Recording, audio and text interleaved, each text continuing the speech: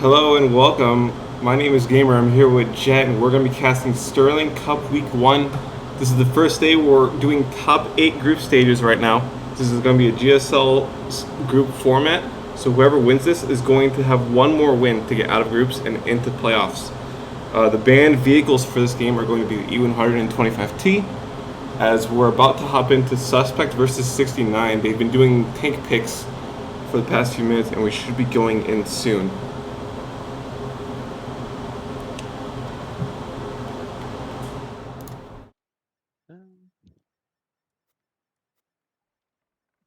Yep, it looks like all the tanks are set. It looks like we are almost ready to go into the game. I'm excited for this. I don't know about you, but I'm really excited for this. It's been a while since we've had a chance to watch some of this format. It's been It's a not a very. year at least. Is it been a year? Probably has. It's been so long since I've done some casting. Plus That Plus is too. in the chat. Looks like we're going straight into Cliff, our first map.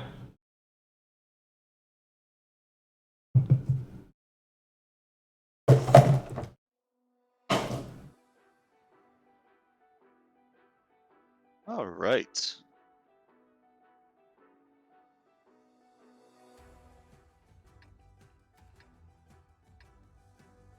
For the purposes of the game, Suspect is going to be the green team. It's going to be Supernova, Octobear, Sebastian, Dark Ninja, and Muscles going for attack. On Yep.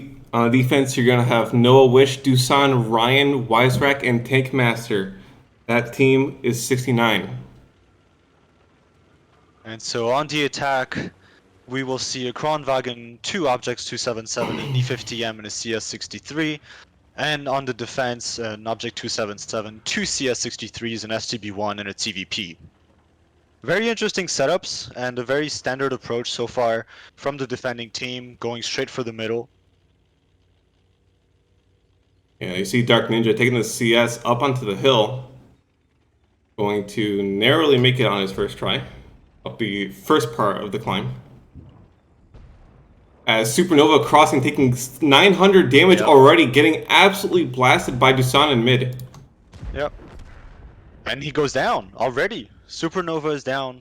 Barely a minute into the game. This is one of the issues with Cliff going in with such a slow lineup, that all of those mediums from the defense will get to the middle very, very fast, and the TVP is there to punish anybody that tries to cross, and we just witnessed it with Supernova going down, while Dark Ninja is still trying to get onto the hill. This is very bad right now for 69. Yeah, pretty rough start. They do have the E50M on the flanks. They're going to be trying to get a few flank shots and get that damage back in their favor. It's going to take a while, but the fire in the STB is going to make that a lot safer for them. Wiserack actually burning down to 5 HP there.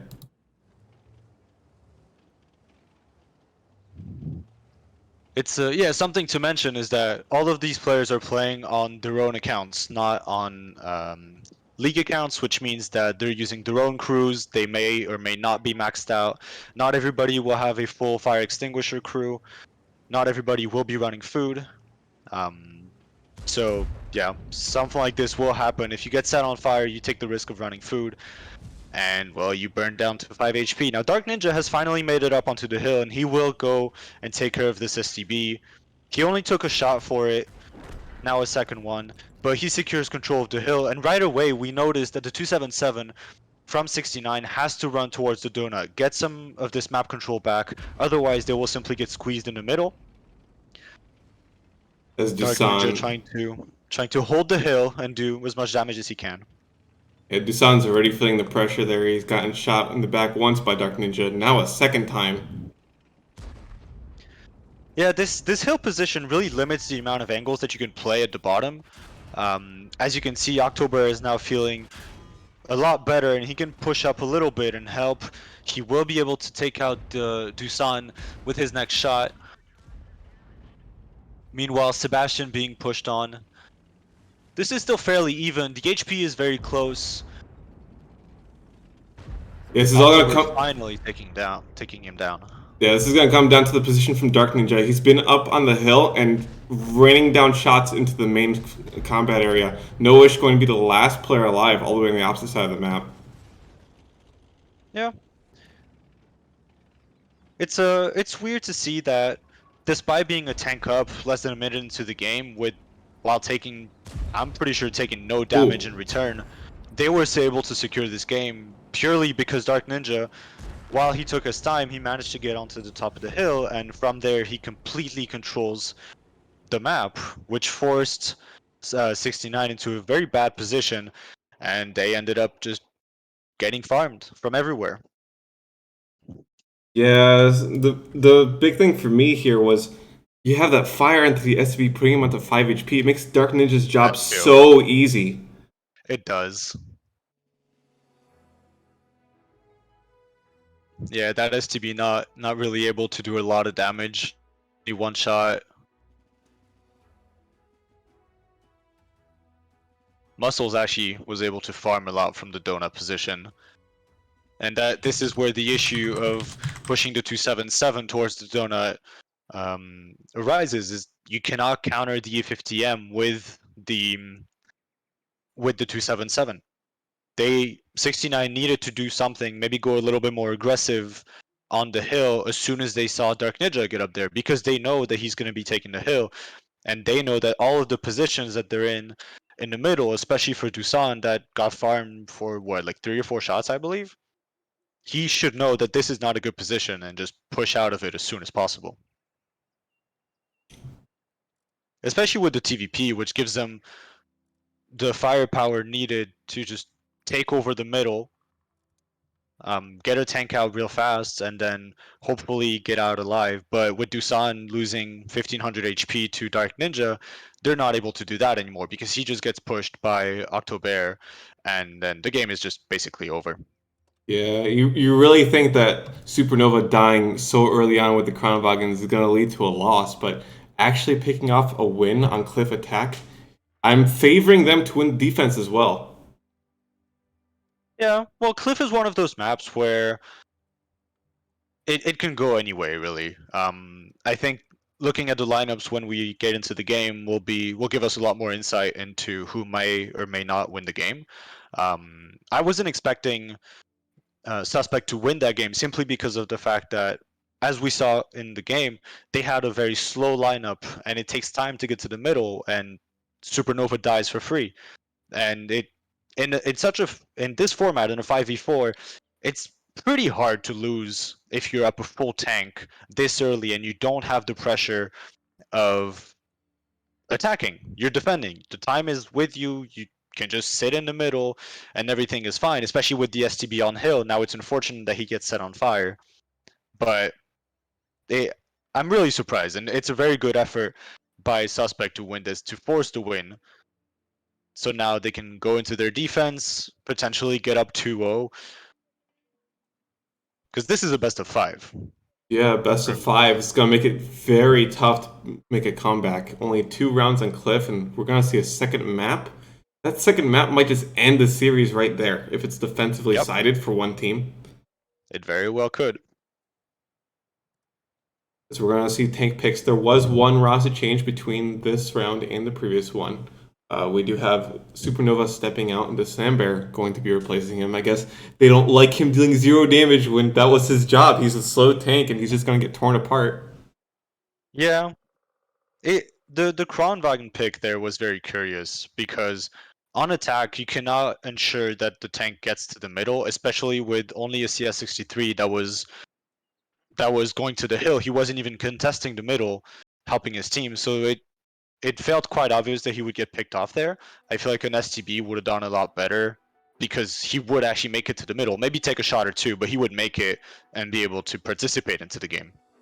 Yeah, But well, anyway, we're going to go into this game, and they're going to stick with the Kronwagen. Muscles in the Kronwagen, double 277 to 758, and their medium tank is a CS63 against the attacking force of 277s, a CS63 STV, and again, a TVP. interesting pick on the 705A. It's a very heavy tank, not usually one that you see on Cliff. I'm a big fan of the 705A, just about everywhere on any maps. So we'll have to see what they do with it. Now this time the Kronwagen, is he going to play the lower ground? That's what it looks like. Yeah, it looks like he's going to have a little bit of support. Sebastian's going to join him. That's a risky split. They run the risk of just being run over in the middle. I guess that's what the 705A is there for. He's probably going to sit around CD45, this area, and just prevent the overpush from all of those mediums. Now both the CSs are contesting the middle. This should just be a stalemate, and this is going to give Suspect enough time to get to the donut area. These two 7-7s are just finally making it to the middle, and there isn't really a whole lot they can do. October is pretty safe. The Yeah, seven Dark Ninja took a lot of damage. the heavies are chilling. They're gonna have to wait for their teammates to show up from the flank. Dark Ninja had to give up mid control, and losing that much HP is gonna make this still a tough round. As we see the 277s finally getting on the flank. A big miss from the 705A. You don't get to fire too often. You want to make sure you hit those, even though the gun is not very accurate. Yeah, we're gonna see Dark Ninja going for an eastern push here. He has mobility. Yep. He's gonna try to get a different angle, and that's gonna leave his team in a 4v5 if anything happens in the donut area. Yeah, 69 realizes that there's an overmatch in the donut, so both 277s and the CX-63 just simply going to go across. The 277 of Sebastian manages to get away. The Kronwagen is likely to get run over. The 705A cannot really help. He doesn't have the DPM to do it. Yeah, they're gonna give up the Kranwagen completely and just take the fight in mid. The Kranwagen out of ammo, not gonna be able to do anything left in this game as Octobear actually October, dying in interestingly mid. enough, decided to push over. Well, he went completely over and he tried to push the TVP, thinking that there would be an overmatch with the help of Dark Ninja, but that wasn't the case because the STB on the ramp managed to put a few shots into him, and then the TVP had enough time to reload and make sure that that October wouldn't make it out. Now this is a very awkward position. Even though 69 is up a couple of tanks, they are in the middle of a crossfire. They should still be able to finish this though. Dark Ninja doesn't have the health to secure this, and it's only Sebastian against 4 tanks of 69. Shouldn't be too much of an issue. Yeah, 4 tanks alive. Pretty strong result on Cliff. A lot of battling going on at the same time in the middle was actually very impressive for the side of 69, keeping those tanks alive for so long. And again, I don't know if it was the TVP that managed to get all of this damage into Dark Ninja, but the way that they played it, the way that 69 played it, they fought for ramp control, and it's very important to fight for it because if you can deny a hill and you deny ramp control, you have the STB, you know that you have the DPM, you have the advantage as soon as you take that position. And so getting damage into Dark Ninja, forcing him to go back down the hill, basically wins them the game because then they know he's out of the fight. They know that they can push the 2 tanks over on the Dona, and the 705A is simply too slow to do anything.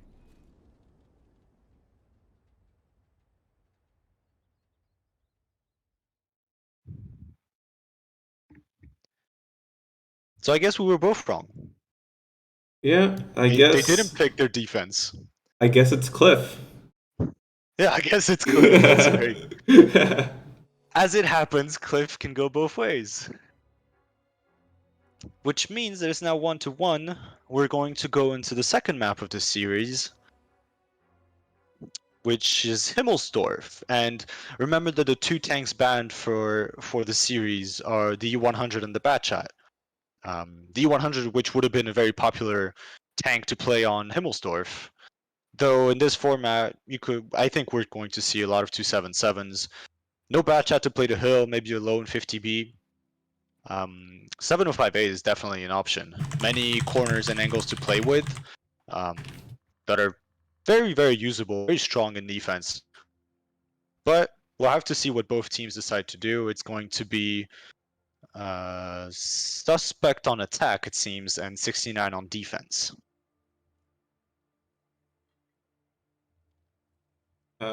Give me one sec. I'm trying to adjust some settings. People were saying the audio was a little messed up. Oh, that's unlucky. I think it may be better now, so we're gonna go with that, see if they respond. Um, Yeah, so Himmelsdorf, defense, no E100. What tank would you bring instead? I would most definitely bring a 705A. I think it's a very strong choice. It doesn't give away too much of the strat.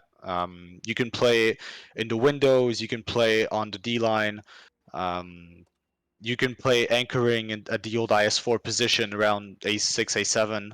Um, Many possibilities, so it doesn't give away too much of what your setup is going to be like. Um, it can definitely hold his own. It's not an easy tank to dig out of a position. Um, a 50B is always nice on Himmels, I feel like, especially if there's no Hmm. bad chat. Having the clip potential and the extra mobility over other heavy tanks. Um, some teams decide to bring 140s to take some aggressive positions, especially across the courtyard. But I don't know if we're going to be seeing this here. It's a pretty risky choice to do that. You're never really guaranteed to make it across, depending on if there's a 50B waiting for you on a corner. An E3 is probably also a good option. Similarly to the 705, the E3 is a very strong tank that could just hold a position. I personally prefer the 705A, though the E3 is very, very useful. Yeah, I'd like the 758 just for having more flexibility, as sometimes the enemy can actually bait and switch you on this map with the two different caps being pretty far away from each other. Um, Previous map is a very explosive map, so you can't really get a feel for how the teams are going to play. I feel like this map, we're going to be able to see a lot more of how Suspect and 69 want to approach their matches this week. Well, I think the attempt of Suspect to play with the 705A and the Kron and the double 277, I think they were hoping to play a more standard slow approach to Cliff. Um, but sadly, if the other team decides not to do so, well, you're in trouble, and that's kind of what we saw last game. So I think overall, I'd say Suspect is a lot more prone to playing slowly. Um, and this might benefit them on Himmelsdorf because an over rotation from 69 that's playing more aggressive, well, that just could be the end of the game very fast. Yeah, and we're going to see if you're going to try to catch off any over rotations by bringing 50 Bs. Suspect will be on attack first and ready up to 113. So, very standard, basic heavy tanks out of both teams so far.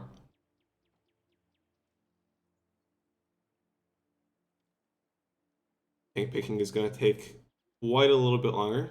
Some of the players in this lobby have more experience than others, and they're going to be a little quicker on it, but tank picking is not getting timed by anyone. There are no admins in the room. Yeah, it's fine as long I think the players are all aware that, this is this is a friendly competition. I mean, it is a competition, but it's not very, we have no admins. It's all very friendly. The room is set up by the players, so as long as it doesn't take too much time, I think they're all more than happy to wait a little more. Yeah, and they'll get through it And really quick as I say here. that, we're done. Yeah, nice and quick. They did end up bringing a double 50B on attack for the side of Suspect, and an interesting tank pick of an S-Conk. Well, the S-Conk is really strong. It's one of the options I didn't really talk about before, but the S-Conk is definitely a very good option. High DPM. Um, it's not a very flexible tank, but on the attack, I feel like it's one of the better hold down tanks that you can use if you're going to be playing the courtyard or if you're going to be playing more of the zero line, maybe playing the rubble pile, playing the hill. Those sort of positions, the S-Conk is always a good option. The gun is very accurate to shoot across the courtyard, so that's very nice. Yeah, definitely one of my favorite picks for games where you gotta deal a lot of damage yourself, not rely too much on your teammates in a 5v5. As we're gonna Yep. see the basic spread, got a 60 TP for the side of 69 going towards the 2 cap. Rest of his team is gonna leave him there. Yeah, 60 TP also a strong choice to play the window position. I don't know if I'm a big fan of it. I know that it used to be one of the first picks when 5v5 and 3v3 first rolled around. 6TP there is a good choice. The thing is that I'm not sure that he's going to be able to do a whole lot in this scenario. He's unlikely to get anybody to fight on the B0 corner, which is probably a good thing for him because a 60TP against, say, like an E3 playing B0 doesn't really stand a chance. It's going to be the 60TP is going to be spamming HE, and the E100 T110E5, sorry, is going to be just shooting gold and penning straight through the mantlet. Yeah, you might even see the S-Conk play that position. Well, that as I said, it's one of those positions that can be really nice for the S-Conk. Now, an S-Conk against the 60TP at this range, I would favor the 60TP any day of the week, and he already spots the first 113. He spots the S-Conk. He did not spot both the 50Bs, but they could probably assume that they are on their way as well. They're going very aggressive already towards the 2 cap. S-Conk puts in a shot, and the 60P, of course, had HE loaded. Manages to hit October for 350 something, which is a decent shot. Could probably have fully panned if he had heat loaded, but I guess we'll never know. Yeah, he did see the 50B of Dark Ninja go across, so he's going to have a general idea of where both 50Bs are, as you can assume where the other 50B will be. Yeah, and with the D-line control, they know that nobody came from the south of the map. They know that they're boxed in. Exactly. The 277 is going to be wrapping around the Banana Road really fast. They should have a good idea. Now, ideally, I think Suspect might have to just push out and try to go kill the 60TP. But they don't really know that. They have no way of knowing. But right now they're just being boxed in and they're not gonna have too much to do. Now this is a mistake by the 60TP. I think he's overextending. Yeah, I'm wondering if they're trying to make him be the one to reset this cap. The cap isn't going to be completed, though, as Dark Ninja's getting pushed on, so December and October are going to realize they need to help their teammate out and get out of a possible death trap from those 50Bs. October bleeding miss. so much HP here.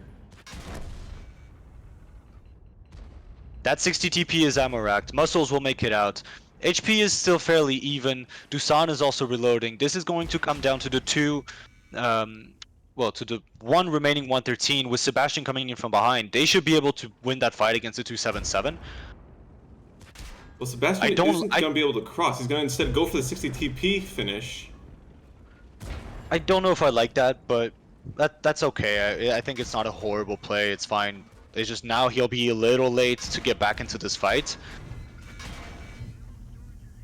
You're gonna have Muscles is coming in with a free clip. Yeah, you're gonna need Muscles to pen every shot here. Put the 50B on a one shot for his teammate because this is getting really bad for them.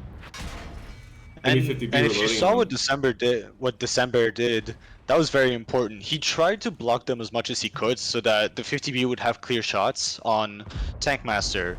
But I don't know if that's going to be enough anyway. Sebastian is full HP, can't really use it. Muscles is reloading, he's only a 2-shot. I legitimately think that Sebastian made a mistake by going to kill the 60 TP. That 60 TP was not going to be able to get into the fight, and Muscles could have taken care of him by himself. Yeah, I agree with that. There were a lot of shots he could have had on the 8 line to help out his teammates in the fight because there were enemy tanks going for a flank around that side. And that damage early on could have easily shifted the tide of battle. It's all about getting your damage in early so your teammates can actually finish tanks off that are going to be the major threats. That 60 TP is a slow tank, it's far out, it's only going to get one shot before it dies at worst. Yeah, I feel like also they would have had the information to just push out and go kill the 60 TP. They didn't need to go and re-push on the 8 line. I believe they had the information that that all 4 of the less heavy tanks were towards the D line, and the 60 TP was playing the windows. It would have been a lot better for them to just push out and go kill the 60 TP and then play the cap circle, force them back in a position that is very uncomfortable. There's a lot of crossfires that they can exploit, especially with the S-Conk staying on the B line for this long. And keeping the 50Bs of 69 completely out of the fight.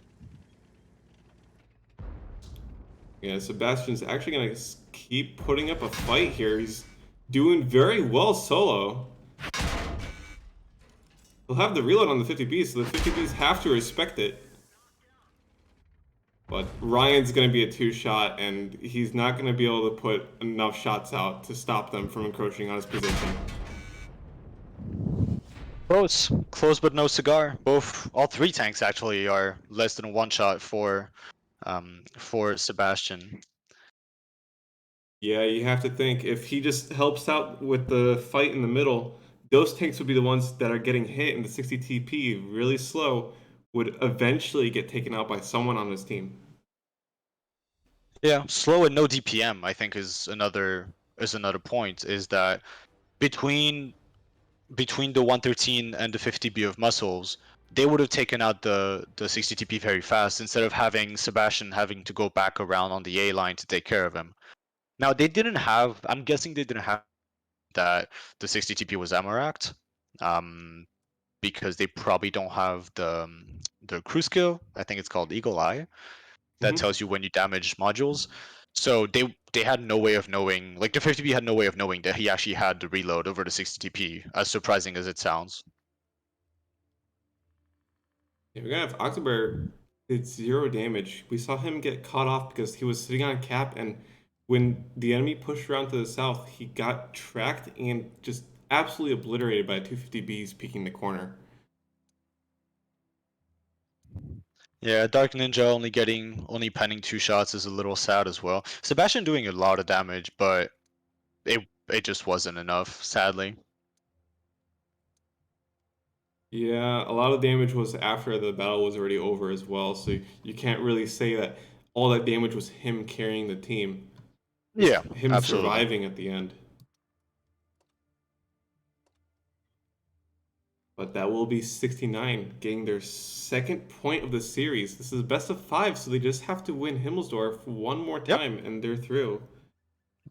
Match point for 69. Now they have to win on the attack. I think Himmelsdorf overall is pretty defensively sided. I think historically in 5v5 attack defense modes, I think it's been pretty defensively sided.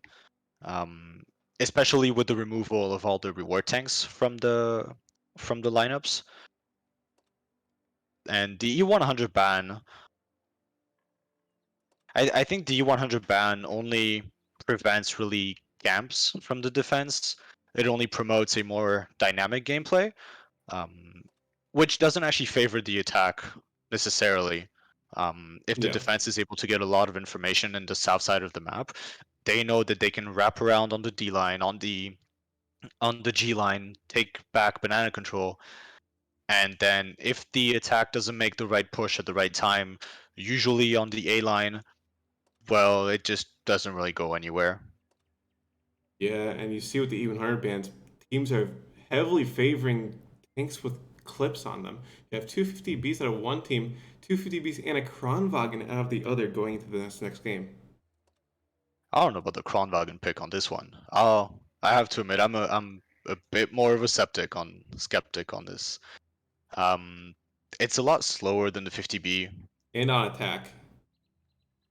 It's a lot slower than the 50B. I guess it if they think about putting it on B0 like the S-Conk did last game, I guess that could make sense, but it still doesn't change the fact that you're gonna get HE to death. And the Kron's turret doesn't really do great against HEs.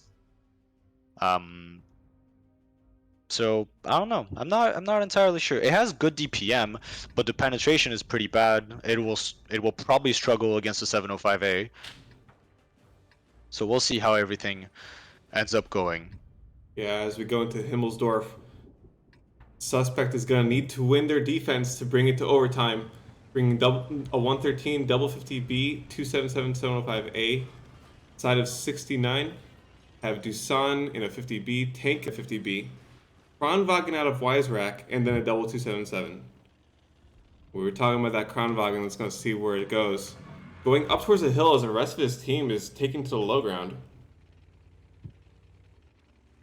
Now this is interesting. Doing a 3-2 split like this can be very good, or it can also backfire very fast. Similarly to what we saw happen on Cliff when Suspect tried to do a 3-2 split between the middle and the donut area. It's very easy to get picked off um, if Suspect is able to recognize the overmatch, not just yet, because the Kron and the 50B are still overwatching the hill from the hill, so there's no current possibilities to push out, but they have to be careful not to get isolated once the 50B and the Kronwagen aren't here to support anymore. Yeah, a few shots ring out across the map. Dusan was able to get a few hits into Muscles, and that's going to give them a little bit of an advantage. The 50Bs are not the safest tanks to be playing. You don't want to get any of your HP removed before the battle starts. As Suspect, we're able to take the position of December in G3, and that's going to put a fire. No Fire. wish. Losing 900 to 1,000 HP off of that fire, no extinguisher. Now that 705A is in a very, very strong position. There is probably no way to dig him out. He can just HE Noah for as long as he wants. There's nothing the 50B on the hill can do. The penetration of what, like 320, I think, give or take, on the 50B isn't not going to be enough to go through a 705A at this angle. The Kron can't do really anything about it either. This is a really good position actually for the 705A. He cannot be dug out, and it allows Suspect to just leave him by himself and then take control of the north side of the map again. The only issue is that he's going to be very far to rotate, and he isn't going to be able to do anything if the fight happens in the north. Yeah, and you're going to see 69 will decide to take it to the north. Tanks have been spotted across the map, but Noah Wish actually getting bursted by the 27750B while trying to cross Banana. Gonna put him down 570 HP. That's not enough to be effective for the rest of this game. And the 705A reacting very, very fast, and this is good for Suspect.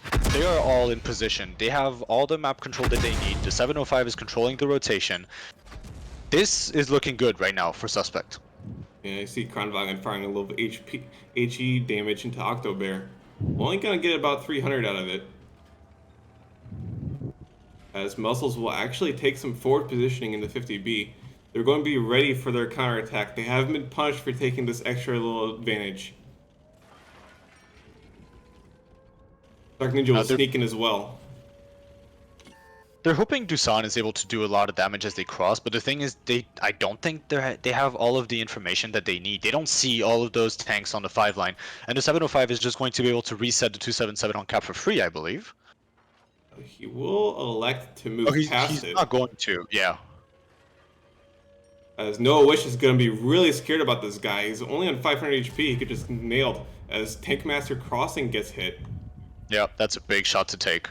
More HP being bled, and now we see the AB line push that we talked about last game, and now 69 is trying to take the overmatch onto the 113, but the 113 did not overextend, which is very good for them. Yeah, Suspect he's actually is going to be able to do a lot of damage on the crossback with those 250Bs on the 5 line. Yeah, Octobear was actually turned around, making sure he could get away even faster. It's gonna pull all 3 tanks all the way into the corner, and the 50Bs are gonna have to go on reload as the rest of his team is pushing into the back flank, as the Kronwagen, slow vehicle, won't be able to join his 50Bs. Yep, the Kronwagen is now a target. They just need to go and take him out. Now, they didn't take the most optimal road to do it. Now, the Suspect went back onto the B line, which actually means that they're stuck in a crossfire now with the 277 taking the 113's place. Yeah, a bit of an interesting situation. There's no actual path for the attacking team to get on a cap and apply real pressure. So you're going to have a bit of a stalemate now as someone's going to have to find a pick. And there's a huge HP advantage for the side of Suspect that 69 are going to have to chew through with 50B clips. I don't know where Dusan is going. I don't know. Is he just going to try and flank back? Dark Ninja is in a very good position to counter that. If Tankmaster overextends, he's dead because Dark Ninja will shoot first. Dusan is too low to help. Oh, Dark Ninja misses. They both miss. Some interesting misses. Don't know how that happened. It was really well aimed onto the 50B. Sebastian will take a clip from Dusan, but he wants to make sure that Dusan will go down. Dark Ninja takes more damage. He will survive this though. Tankmaster does not have the clip potential to finish this. Dark Ninja is on reload. Both of them are one shot. Ryan is going to come in, chased by the 705 of December. Muscle Yeah. should be winning this fight against the Kronwagen. This should be done. Yeah, this is done and dusted. They have over 4 times the Yeah, amount of this HP. the Sunbear has full HP. He's going to clean up Ryan really easily here. A little bit of ram damage, dealing 100.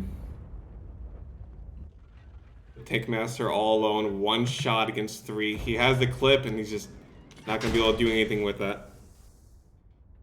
Suspect And that taking the seals it. second round. Yep, 2-2.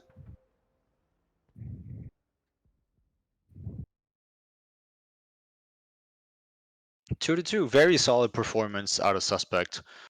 Getting all those tanks back on the 5 line was really good, especially because they managed to do it while avoiding the D line, where sometimes tanks are just waiting there, waiting for someone to come back. But they managed to get to the 5 line completely dark because the 113s or the 277 on cap didn't get to see anything, and the Kronwagen wasn't seeing the cross um, from like A34 to A5 basically.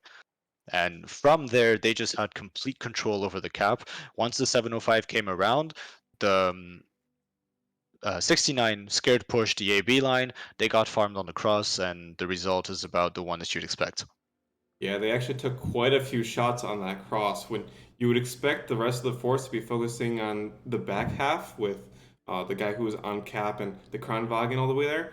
But the 50Bs took a lot of damage, and you can't deal a whole lot of damage with 50Bs late game if you're already low yourself.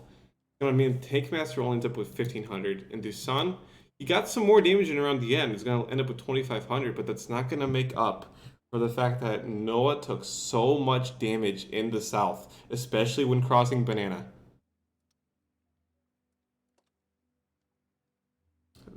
So we're going into overtime, and the deciding factor for who decides to attack or defend is the fastest attack Quinn. Now I think the Himmels games were about the same length. The Cliff games maybe not. So I think this is going to be um, Yeah, how they decide. the teams are saying that they have the same attack times and same time duration. Well, let's see. So for Himmelsdorf, the second game went 6 minutes and 1 second. This one is 5:47. Now Cliff. Both Cliff games lasted 3 minutes 44 seconds. Oh, that's unfortunate. Oh, I don't know if I've ever seen that before. Oh, I don't know the rules. I wasn't able to review the rule book here. The times are tied, and apparently the kills are tied as well, which apparently that's the next way to decide. Well, maybe they could just take the next fastest attack. I mean, they could do damage, but damage is a pain in the ass to calculate. Yeah, it's so painful. They might have But to I end up mean, doing it. damage from all games? No, it would be damage of the fastest attacks. I believe.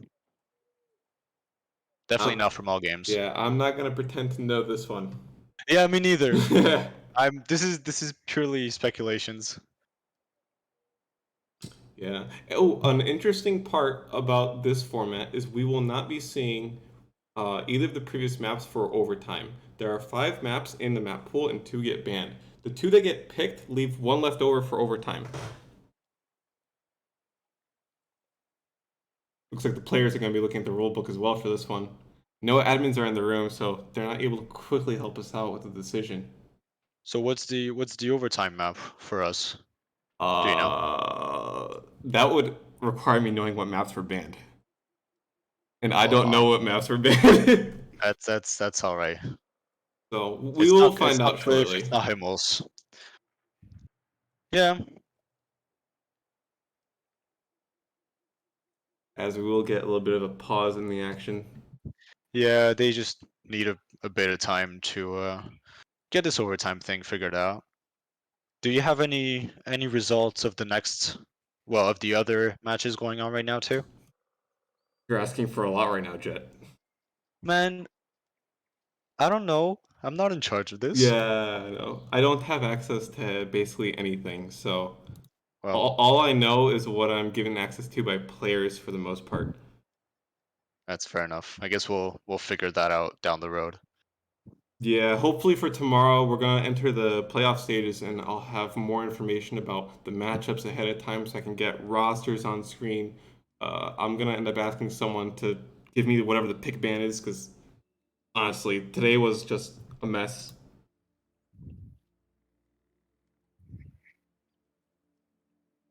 Yeah, so they're gonna have to calculate the total amount of damage on Oh, each attack, I think.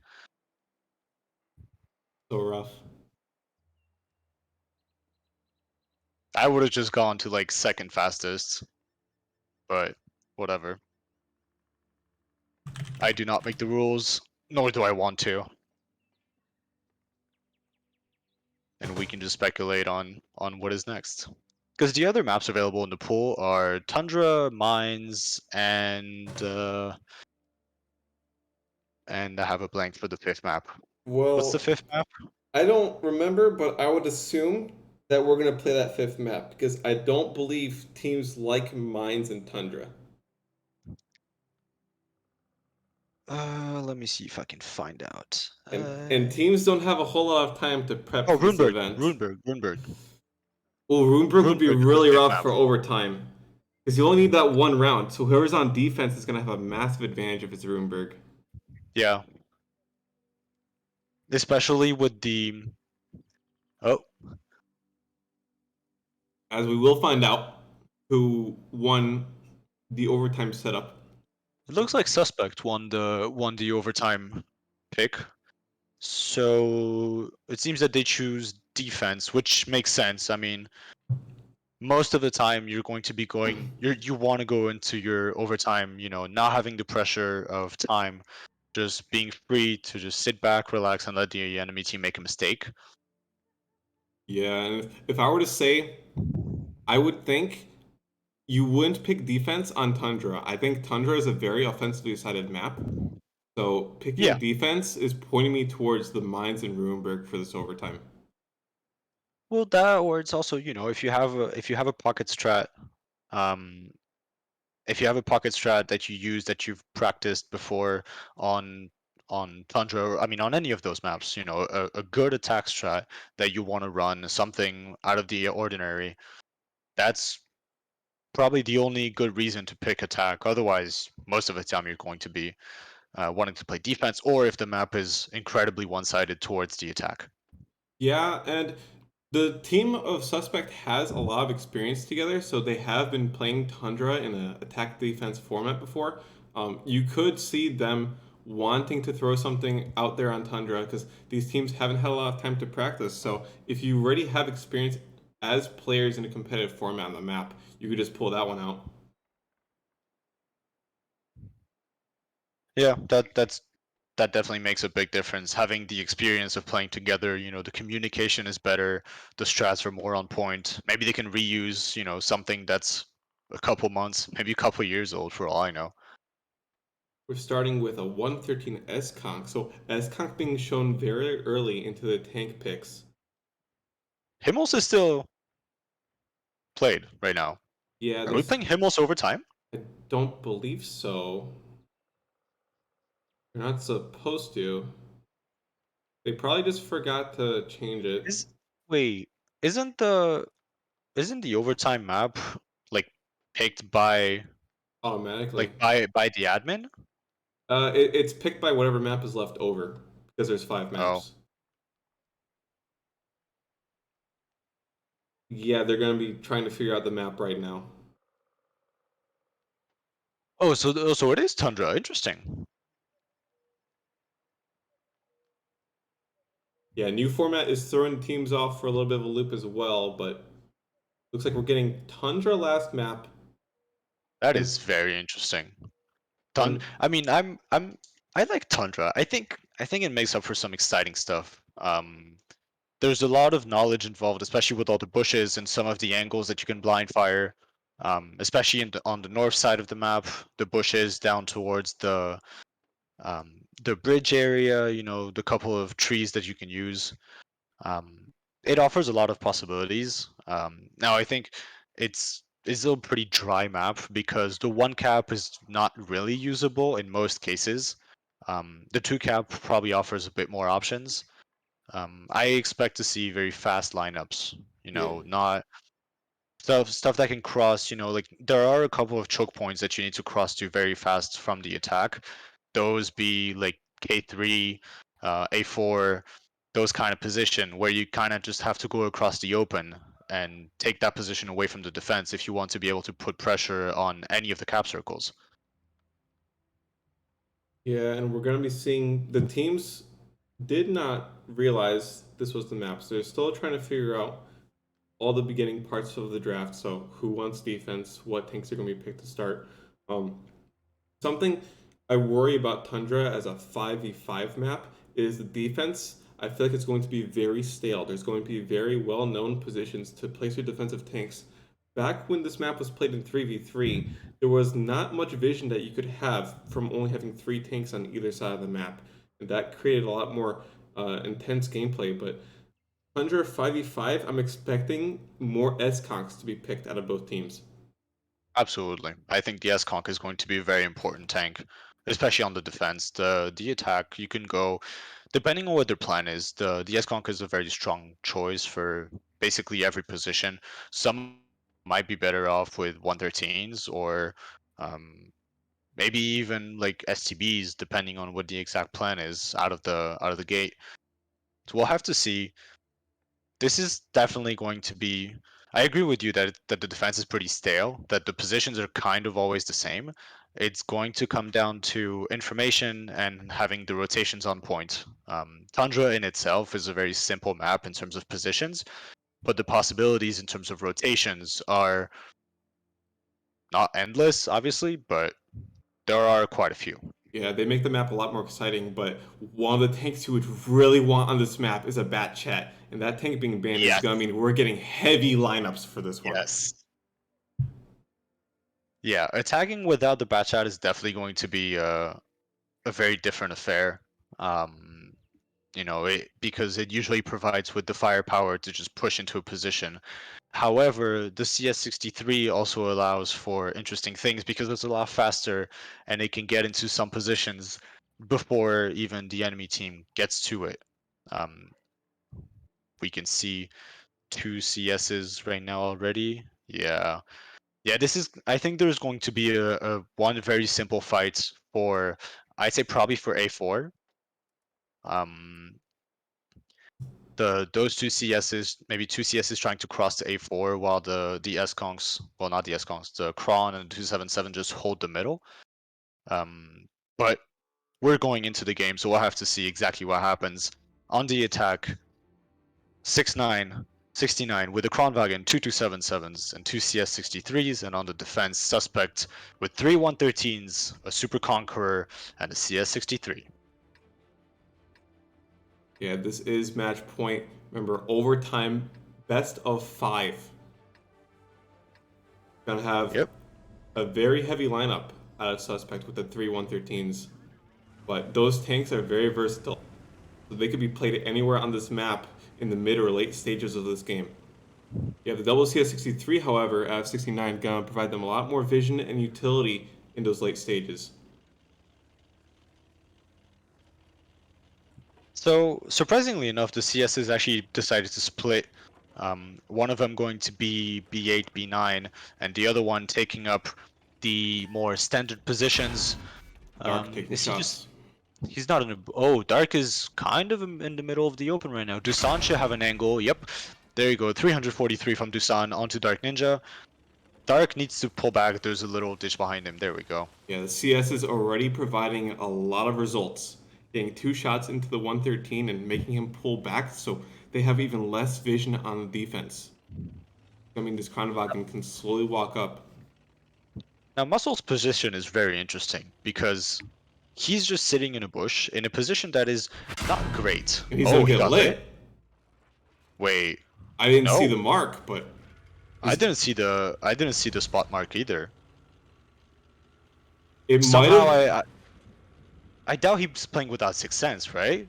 No. No, no way. He, I think he spotted the 277 on the hill, and that made the team aware of where he could be. That would have to be my guess on how they decide to take that yeah. blind shot, and it's gonna Yeah, but give him a lot the of ground. 277 The 277 got lit, and by the time his 610s got off, Muscles had already been shot. Yeah, that's true. It was really fast. I don't know. Maybe they were just aware of the possibility. Maybe the fact that they didn't see the CS63 before that, it made it. They were aware that he would have to be in a bush somewhere. Especially with Dusan's position, there's only a limited amount of options for him to be in. So I guess that bush made a lot of sense because it's the only bush on the 3 line that kind of spots everything. You spot the south, you hold the middle, you can, as we saw, you can spot something on hill. Granted that tank has very little camo. So it is a pretty obvious bush to blind fire. As the round will slow down, the side of 69 will regroup towards the north as their CS comes from the south and will join the rest of his team. The CSs are in prime position to go for that A4, A3 push. Yeah, it's it was a little obvious. I must say I'm a little disappointed because that push from the two CSs was very obvious. It's one of the few positions that you have to take, especially if you want to go play on the one cap. You simply have to take that position. Now they can do it for free. I don't know if they got lit on the cross or not. They definitely didn't get shot. And And the 277s are actually going as well. This is looking like it's going to be a full A line push. yeah, and this is really good for them. They were able to cross all four tanks without being spotted. Dark Ninja's looking the other way, so he doesn't actually have a good line of sight.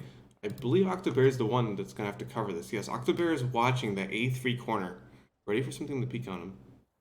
Yeah, Dark isn't going to spot anything. I think in the best case scenario, he gets one shot on the cross. Yep, there you go. He's turning around. He's aware he's gonna shoot either Noah or Dasan.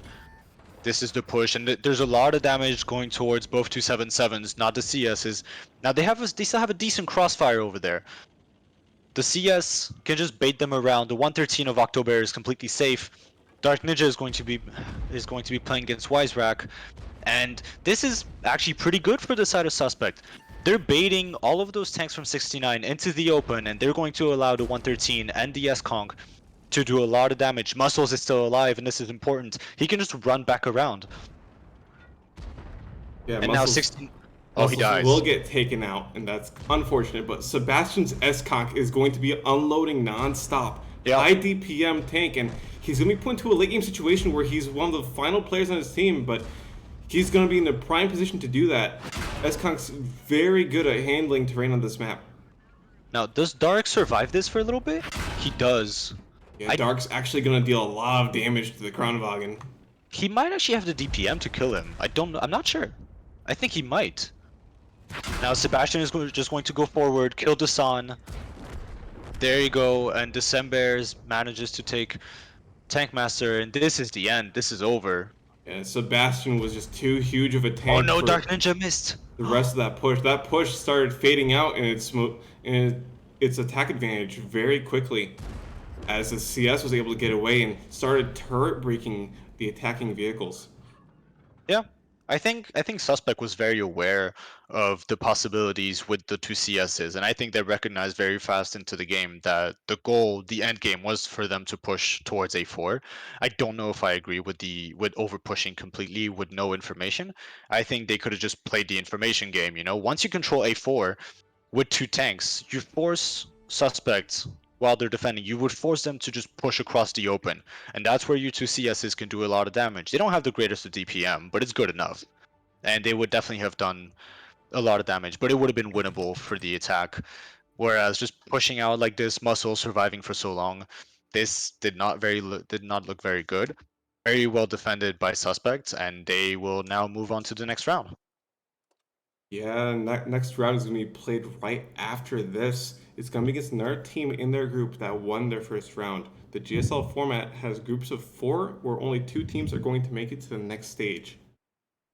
So we will be able to see the next team is being played. I will be discussing with Jet in just a short moment what game we want to watch next because there are a lot of games going on right now. And we might want to watch a team that is going to get taken out of the tournament. So we just saw Suspect win. We might see them again. We might not.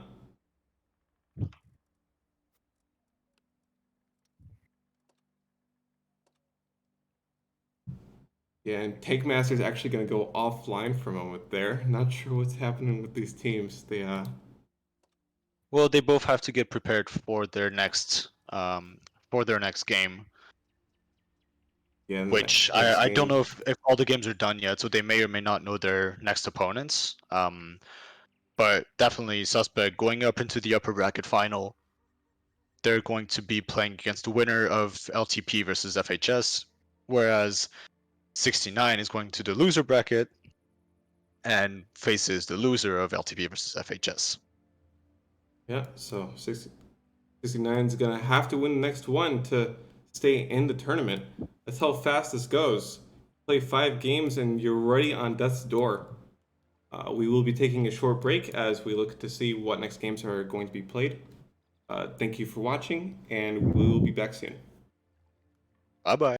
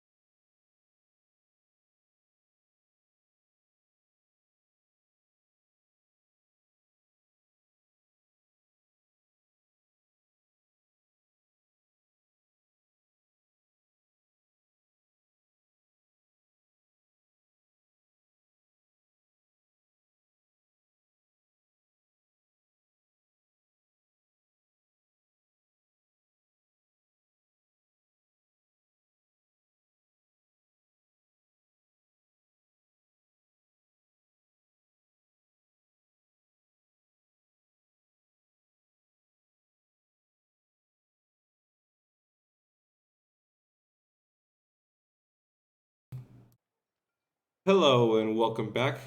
This is Gamer and his co-caster Jed Trecto.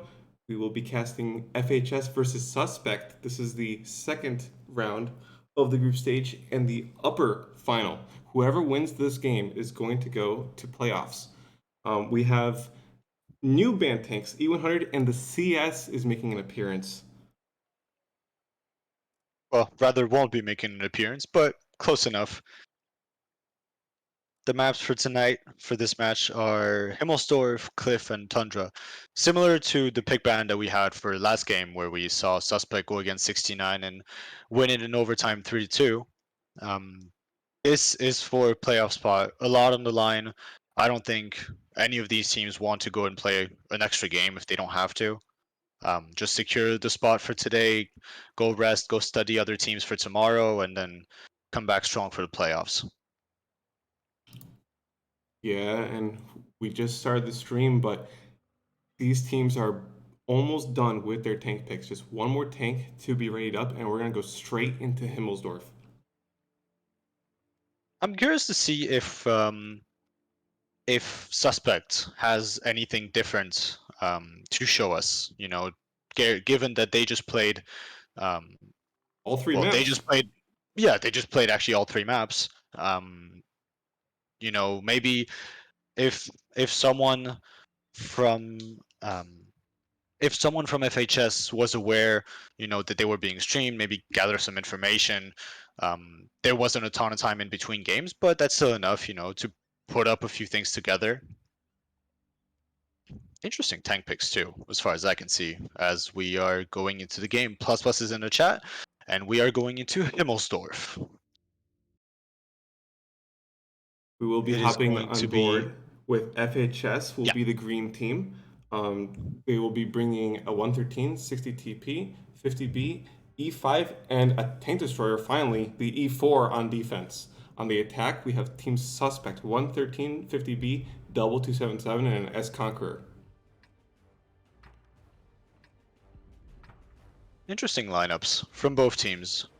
Um, I believe this is a different setup than what we saw from Suspect in the previous game. I believe they were running double 50B before. Yeah, I believe so too. And again, we're gonna have new tanks, the E5 and E4 being picked in this game. E5 definitely an interesting option. The gun is pretty good. You know, the cupola isn't as weak as it used to be, nor is it as strong as it used to be before that. But still a very decent option. The E4, I think it's a good option to have. I'm happy to see the E4 making an appearance with, you know, 750 alpha gun, high penetration. It's fast enough to rotate a little bit around the map. I'd say it's probably more reliable to say like a 705A, like we saw Suspect run last time. And already some tanks actually crossing into the courtyard for Suspect. The 113 and the 50B and the S-Conk on the hill just controlling everything, and the 277's taking courtyard control, while FHS is leaning very heavily towards the 1-2 line, which could go very, very wrong. Um, a little bit of cap pressure on the 2 cap from Suspect could just win them the game right away. Yeah, and Suspect is going to be getting into position very easily. They haven't taken any damage so far. Octobear is going to be... Ooh, not quite. He's not quite going up banana just yet into the E4. Now he will. E4 is not able to find a They shot. He didn't spot each actually other. spot him. And that's going to mean that Suspect was able to push up 3 tanks across banana, taking 0 damage and actually dealing a little bit into the E5 of Oberfeld. Yeah, and FHS is starting to realize already that the south play is very unlikely, rotating a couple of tanks back towards the north and keeping the E5 in the very strong position at K2 behind the house. The E5 is fast enough to make it back around. That's, you know, compared to the 705 like we saw from Suspect before, it is a bit faster, so it's allowed to go a little further because they know that it'll be able to get back on time. Yeah, and I'm just looking at the E4. He's actually taken a bunch of damage so far, and not what you're hoping out of defense. You want to be getting the first shots out, getting that advantage. I'm a little worried with how far back the 60 TP is. There's no way for him to spot or get a shot into. Okay, now he goes forward, of course, as I say that. Um, to to be able to spot on the B line for someone that would try to get off the hill or get on cap. Now the 113 of October could most definitely get on cap safely. So can Sebastian. I believe October is going to be doing this. The 50B of Muscles is starting to rotate back, probably going to sit either on top of the hill or at B0, waiting for a D line repush. And October is going to take his time. He's going to wait for the 50B to get into position. He's actually going to join his teammates on the D line as all three tanks are going to group up, and it looks like they're going to climb up the They're, 5 line. yeah, they're taking a lot of map control right now. I don't know if I like the fact that that FHS is allowing Suspect to take so much map control. That 5 line is very, very instrumental, and they're going to be able to just dump on a 60 TP this fast, and there's really nobody that's in position to help him out. Yeah, he's Now, got one luckily, he's teammate. not shooting HE. 60 TP taking a ton of damage. He has one teammate nearby, but his teammate's not even going to be able to get good shots as the entire team of Suspects dives into the A4 cubby. Yep. And now the only possible repush from FHS is through the D line, but Sebastian is playing on the A side of the cap, which means that the D line repush is not going to be effective. The only thing that they can do is try to squeeze in the tanks of Suspect that are stuck in the A34 cubby. But as soon as they realize that too many tanks rotated over to like D8 trying to repush the back of the S-Conk, they're just going to push out and kill the 113. This is looking very good for Suspect right now. Yeah, this is a winning position. They actually are going to use the body of the 60 TP for a hold down, is reinforcing their position even harder as cap timer is down to 1 minute 20 seconds. The E5 and 50B for the side of FHS are slowly making their way across the field and into some sort of flank position, but this is a really tough place to flank. Yeah, now the cap is not an issue. You know, there's only 3 minutes left on the clock. One reset could very much change everything. I think they're just trying to find an opening. They're trying to find a way back in because 5 line, I don't know if that's the way back in. Pushing up B34, that is not the way back in either. The only way that I could really see would be to push back behind the S-Conk towards A8, but you still have to eat a full 50B clip and then play against the S-Conk and the DPM game. I don't know if the E5 has better DPM than the S-Conk. I don't think so. That's looking like what they're planning on doing here. There's an easy counter to this out of the side of Suspect. Just push into the E4 and the 113 with the rest of your players and have the S-Conk drive around the cap to get away from being shot in the back. As the 50B... As soon as they get lit. As soon as they get lit, they're going to be take pushing 900. And there it is. Yep. Teams are going to be pushing on each other's flanks. October taking quite a bit of damage from the E4, but that E4 is going to take a long time to reload, and his team is going to die in the meantime. As the cap is actually going down to 3 seconds, 2 seconds, the S-Conk isn't going to get shot because he's completely covered by his teammates. And it's over, they only have to kill everyone. Yeah, the E5 and the 50B just sat in the middle of the crossfire. Sebastian played this very well. As soon as the 50B and the E5 got lit, he pushed forward. He knows that they're going to try and go for A8. He goes forward, that way he knows that he can't get shot. He cannot get shot from B2, 3 either because his team is repushing into the enemy. This was very well played by Suspect. Masterful game, very well. They make the win look very easy. Very good call, very good, ideas as well. Taking up that 5 line, understanding that they were able to take a lot of map control on the courtyard and not really see anybody, so they can figure out that the 60 TP is likely by himself and just overpush him with the 50B and the S-Conk on support. And from here on, it's a 4-on-5. You're down a lot of HP, and there's no way back in. The main reason for that is because Sebastian was playing on the A line side of the 2 cap.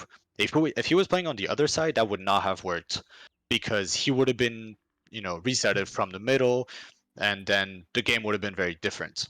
But they played this very well deserved win.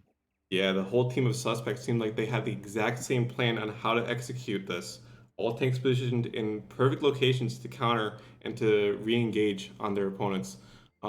They had a little bit of vision on the E5 being so far in the south and didn't get spotted crossing banana by any of their players, so They took what they knew, assumed the 60 TP would be there, and full engage on that. Gonna make it an easy round for them. 60 TP only did 760 damage, going to give them a hold down as well to fortify their position even harder. I don't know. I think they just gave up too much map control. The 1-2 line lean that they had could be very strong if Suspect decided to go for a JK line push, but instead they go for courtyard control. They keep a 50B on the hill. You know, he's able to cover everybody while Dark Ninja takes a lot of space on the D line. And then they recognize that they can go take the 5 line, and from here on the game is basically over. There's no way back in. The E5 is very far away. The DPM is just not there. The 60 TP gets pushed. He only gets a shot off. Thankfully, he wasn't firing HE. Yeah. And that's the game. That's it. Now we have to see if FHS is able to win on their attack as well. Yeah, it would have been nice to see a little bit more map control, possibly a 705 in that position on the 3 line. We had a tank destroyer in that round, but it wasn't effective because he has to re-push. They weren't able to hold the ground. Re-pushing in a tank destroyer is going to take so long to get in there, and he wasn't even able to do that because his entire team was dead by the time he got into a fight. I think they either needed something to play to have like D-line control or have some kind of vision on the courtyard. Yeah, he got no They shot have on that. the banana, and that's just you bringing this tank that deals 750 damage at the beginning of the round.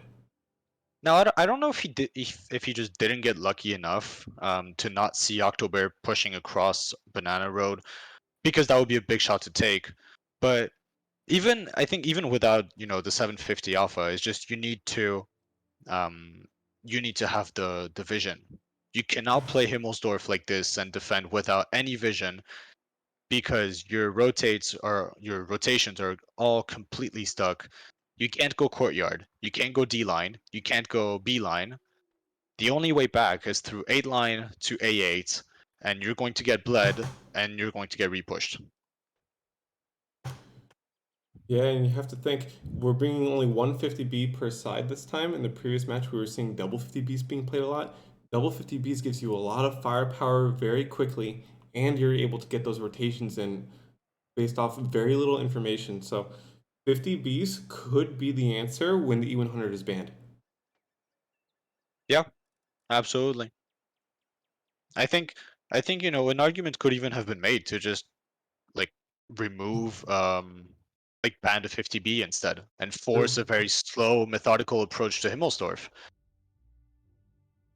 Yeah, But anyway, one of the interesting things about this format is you get to ban the tanks after all the maps are decided. yeah, it's, you know, knowing Cliff always removes the Batchat or the CS63 in our case, and then Himmelsdorf, sure, the 100 is a good pick, but the 50B would have been nice too, because right now, Suspect on the defense with 113, 250Bs, a 277, and a 705A, whereas FHS on the attack with 2 113s, 150B, an S-Conk, and a Batchat 25T. And I believe this is the same setup that Suspect ran against 69. Suspect 69? I believe so, and they're going to be maneuvering similarly. You have the 705A rushing down to 3 line, might be trying to get into that G3 position again. No, they're actually going to change it up. 50B is taking courtyard. This is a very aggressive play out of the defense. Yep. And I believe FHS is waiting for it. They're not going to see it. I mean, the bat's going to spot them and starting to push they're a little bit too late. The 50B didn't get to put his clip in. The 705A now is going to be a bit far out of the fight, and so is the 277. Ober, you need to back from up. Suspect. Ober's not backing up fast enough. He's going to get tracked. Oh, barely getting away. No, he will get tracked. Will get away in time, and he has teammates in support. So this is not a good position to re-push in. Suspect will not be happy with this. Their 277 is way out of the fight, and that Batchat's going to come in quickly. This Dark Ninja going to bleed all his HP here. He has nothing he can do left.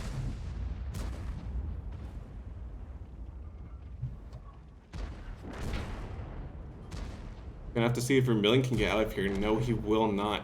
That 50B is not gonna get another clip in, but the Batchat is arriving. That's gonna mean Ober's gonna have a teammate that'll deal tons of damage onto these heavies. Yeah, they should be fine. I think FHS managed to weather the storm here. Maybe because both 50Bs overextended a little bit.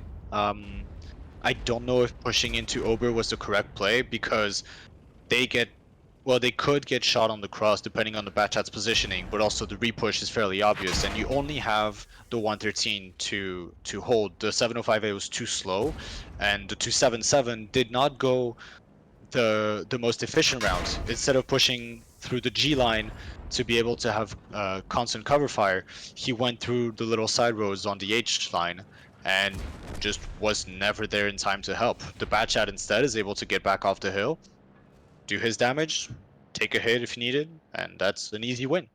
Yeah, that bat proving very effective getting spots in the 50Bs, basically an entire defensive team, and actually getting a shot off on the hill as well. He's gonna end up with at least 2,000 damage this round, and I feel like he did an even bigger impact than that.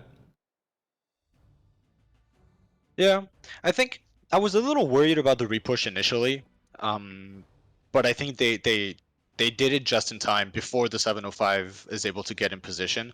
The 250Bs are overextended, so they're able to just win it. And that 277 of Sebastian, sure he gets top damage, but there wasn't really anything you could do. Muscle is also only doing one shot of damage. That is not what you want to see in a 50B. It's a 705A getting two shots in. Yeah, Muscles going 4-3-1. They weren't able to catch off Oberfeld quickly enough with the track shots, and that's going to mean he was able to survive until the end of the round, and the 50Bs were not able to get much damage. Dark Ninja going 4-3-3. Yeah, you want those 50Bs to do the damage. Otherwise, it just defeats the purpose of having those clips. You know, if there's no reason to have the clip potential if you're not going to pen all of your shots. That is probably the most important thing to do in this case.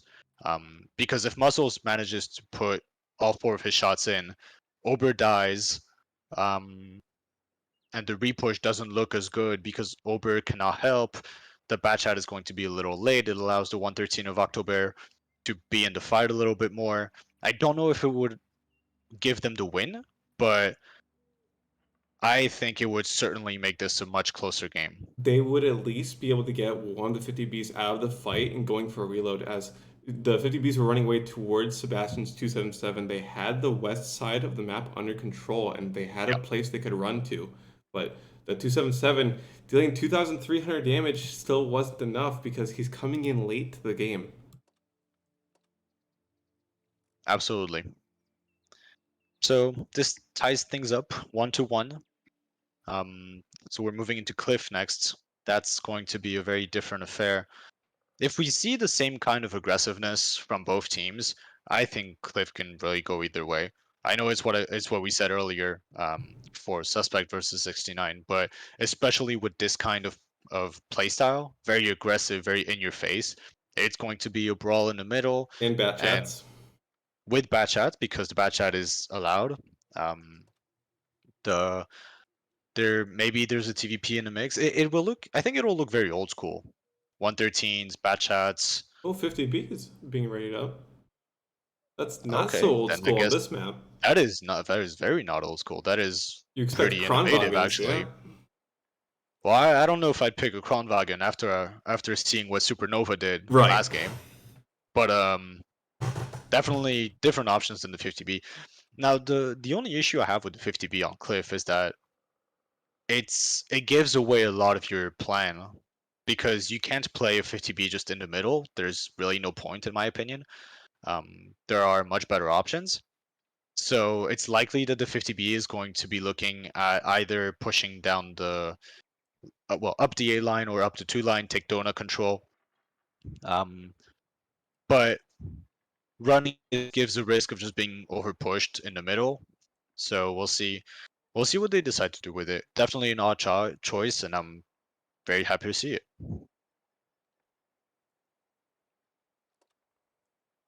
As the tanks have been rated up and the teams are now plus-plussing, we'll be going into Cliff, our second game. Or it is 1-1, so either team has a good shot of at least taking one of these next two rounds and going into overtime.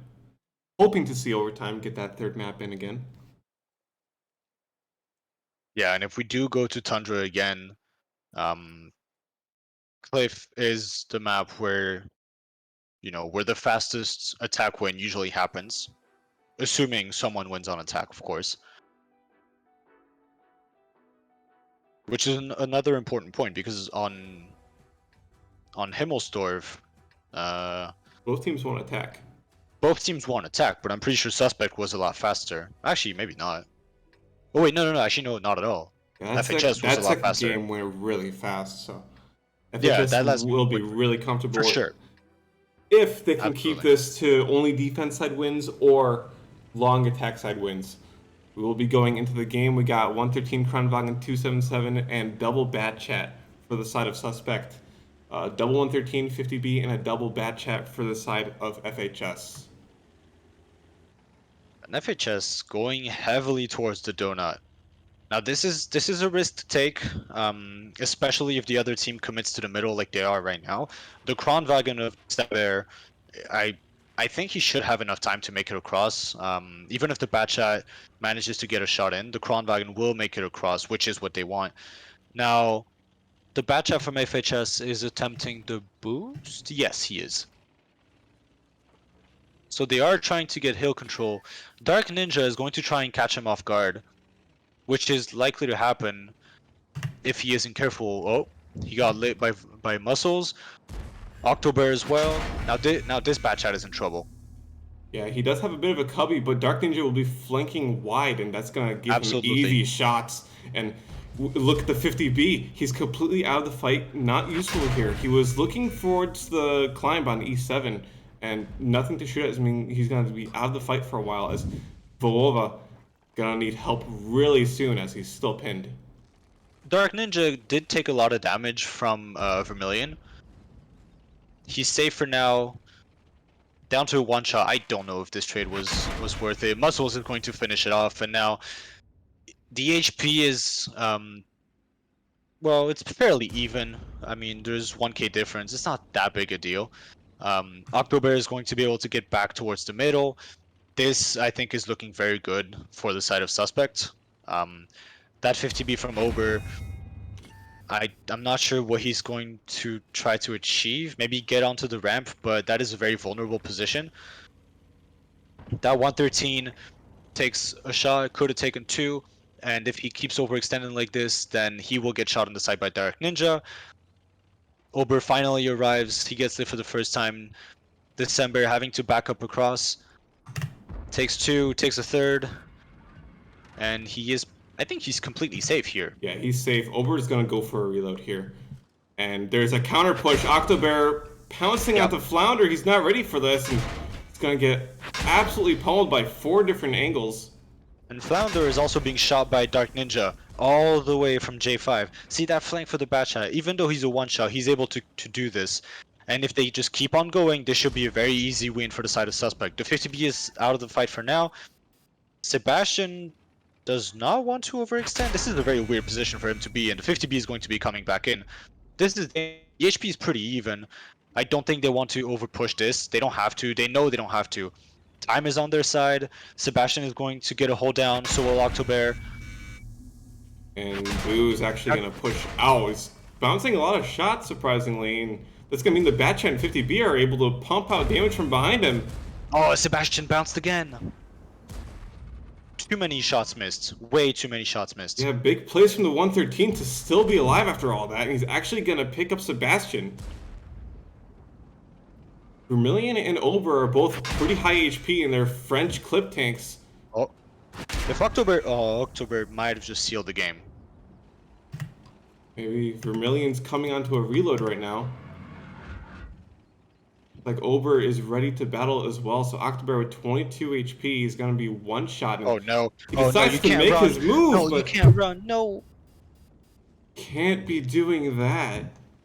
That is most definitely a misplay by October there. You cannot run. He should know that. The 50B is close. I'm pretty sure they have the info that the 50B is close. Running like this is way too risky. He can just stay completely hold down, force them around the corner in a position where Dark Ninja can support from the hill. December can also support a little bit from the middle. This is still very much winnable. Oh, the timing. Oh, they will get the bat cross into B2. Ober gets spotted by Muscles. Muscles gonna have to get a few pop shots off and actually hit an ammo rack. It's gonna be a repair kit being used. Muscles will get spotted. Muscles is lit. Muscles is lit. He has to drop. Yep. Yeah, he knows it. He has to drop. He will go for a reload as well. Ober will be happy with that result. Getting Muscles spotted, he's going to have to be really careful about his position from now on. As Ober goes towards the south, he still has 3 rounds in his mag. Not going to go for a reload. 3 rounds is plenty if he were to battle Dark Ninja and December at the same time. He will go for reload now that I say that. I'm not really sure where the way back in is. I think maybe he's just pushing back across the F line, hoping that Muscles stays towards A5, A6, where maybe the Batchat has to take a couple of hits while Ober aims for Dark Ninja on the top of the hill, and then they both take out December, and then they should be able to win this. But they still risk taking a lot of damage. Now, going back around with Vermilion, I think is the correct play. Yeah. That is also an option. If he can just pick December for free. December is moving. Yeah, if he gets lit, it might be the end of the game. If he doesn't, he does get lit. He's fine though, because he got lit late enough that now he's behind the house. There's a house between him and Ober. It's just that like the HP difference. Yeah, they're gonna have to play time here. 2 minutes left. Dark Ninja's gonna get spotted and get tapped by Vermilion. Beautiful shot. I think that's it. I think that's the win right there. Yeah, they know the Kronwagen's in the corner in 1 shot. They know the Batchat is in the north 2 shot. They have the HP to make any play they decide upon. They just need to execute in the next 100 seconds. They should be fine, I think. Does Ober just go up the hill? Maybe. Look, Ober's gonna drive into the open. Vermilion actually gets hit for 500. If Vermilion dies here, this is losable. Yeah, this is a bit of a throw. Vermilion getting hit 3 times with his 50B ally. So Muscles will now die to the 50B. Because he doesn't know that the 50B is coming from there. Right. Unless he misses shots. Oh, the Ram. Oh, the Ram is big because he only had 2 shots left. If he screwed up one of them, he was gonna die to the Batchat. And now the Kronwagen can just stay hold down here. Yeah, he doesn't have to go anywhere. I think Muscles just won this. Yeah, there's no way. Oh, HG is being loaded by Ober. 140 HP, that's understandable. Ober understands that he has to take the route that goes all the way around. He cannot allow December to get a first shot in.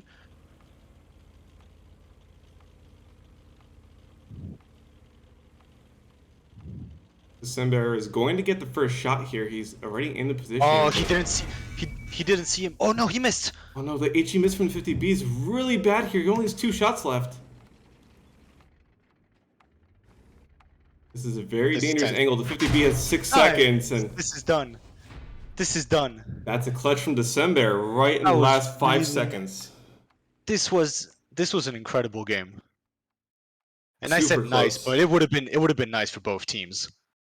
This was exciting. This was a very exciting game. And I was thinking that I'm pretty sure if we look at the scores, at the pen ratios for Suspect, yeah, they're not as bad as I thought they were. I thought I saw a lot of bounces on the first engagement around the donut. Doesn't seem like it was. Yeah. Muscles ended up only pinning 6 of 10 hits. Well, other than that, it's pretty clean pen rates.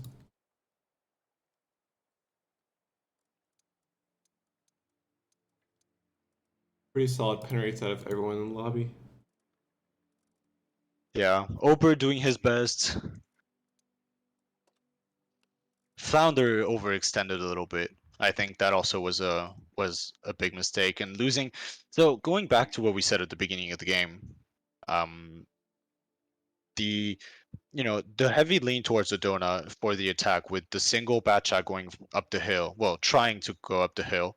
Um, I think it's fine if Suspect simply goes for a standard mid play, and doesn't really pay attention um, to the boost, but they were fully aware of it and they were set up to counter it. As soon as they saw that the middle was clear, they checked for it. Muscles get the spot. Octobear is in a position to do damage to the Batcha, and then Dark Ninja goes around. A lot of HP was traded over there. I don't know if it was necessary. Maybe Dark overextended a little bit too.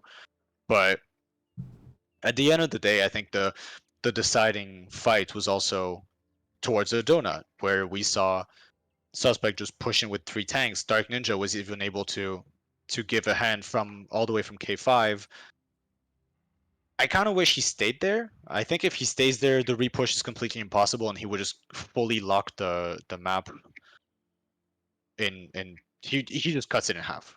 The map is cut in half. There is no way back in if he just stays at K5, because the Kron is able to hold the middle on its own. He doesn't need to go back to take the hill simply because the Kron is just holding it for the most part.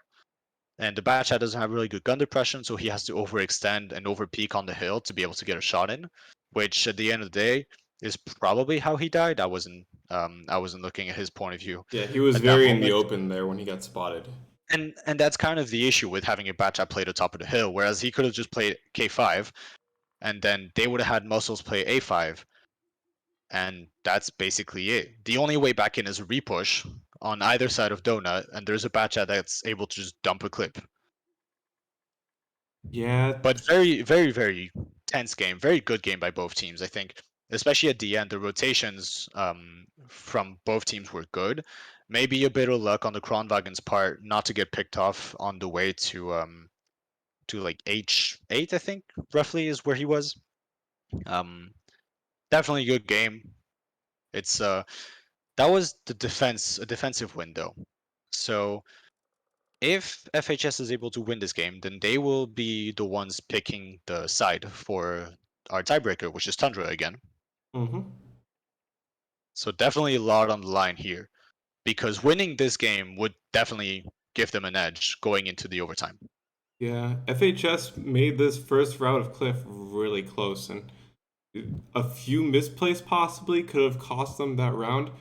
They're gonna need a win, and I believe they can do it. This is a very competitive match so far, and I'm looking forward to seeing what the teams decide to do in the second round of Cliff, as plus pluses should be going out, and the teams are ready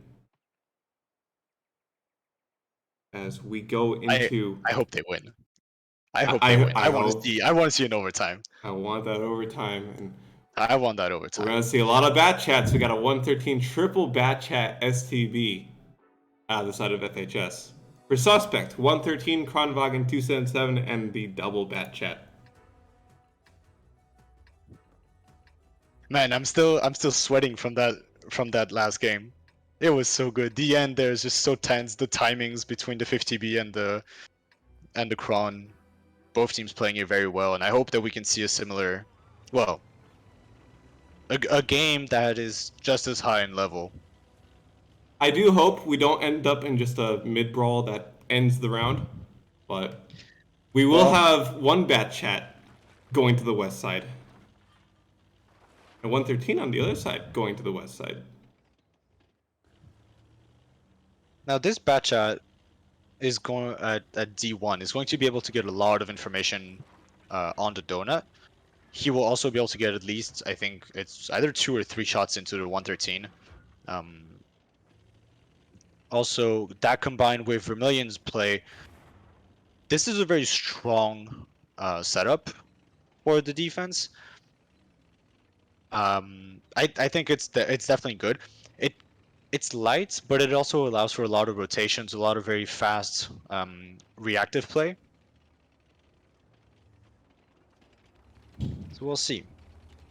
Batcha attempting to climb the hill again. I think probably Dark Ninja doing this. Yes, he is. He's attempting to climb. I don't think that climb is very easy in the Batchat. Yeah, and doesn't look like he's going to be going for it. I think it's a lot easier to do in the CS63 just because you have the extra speed And to extra just speed, a get up. little bit lighter.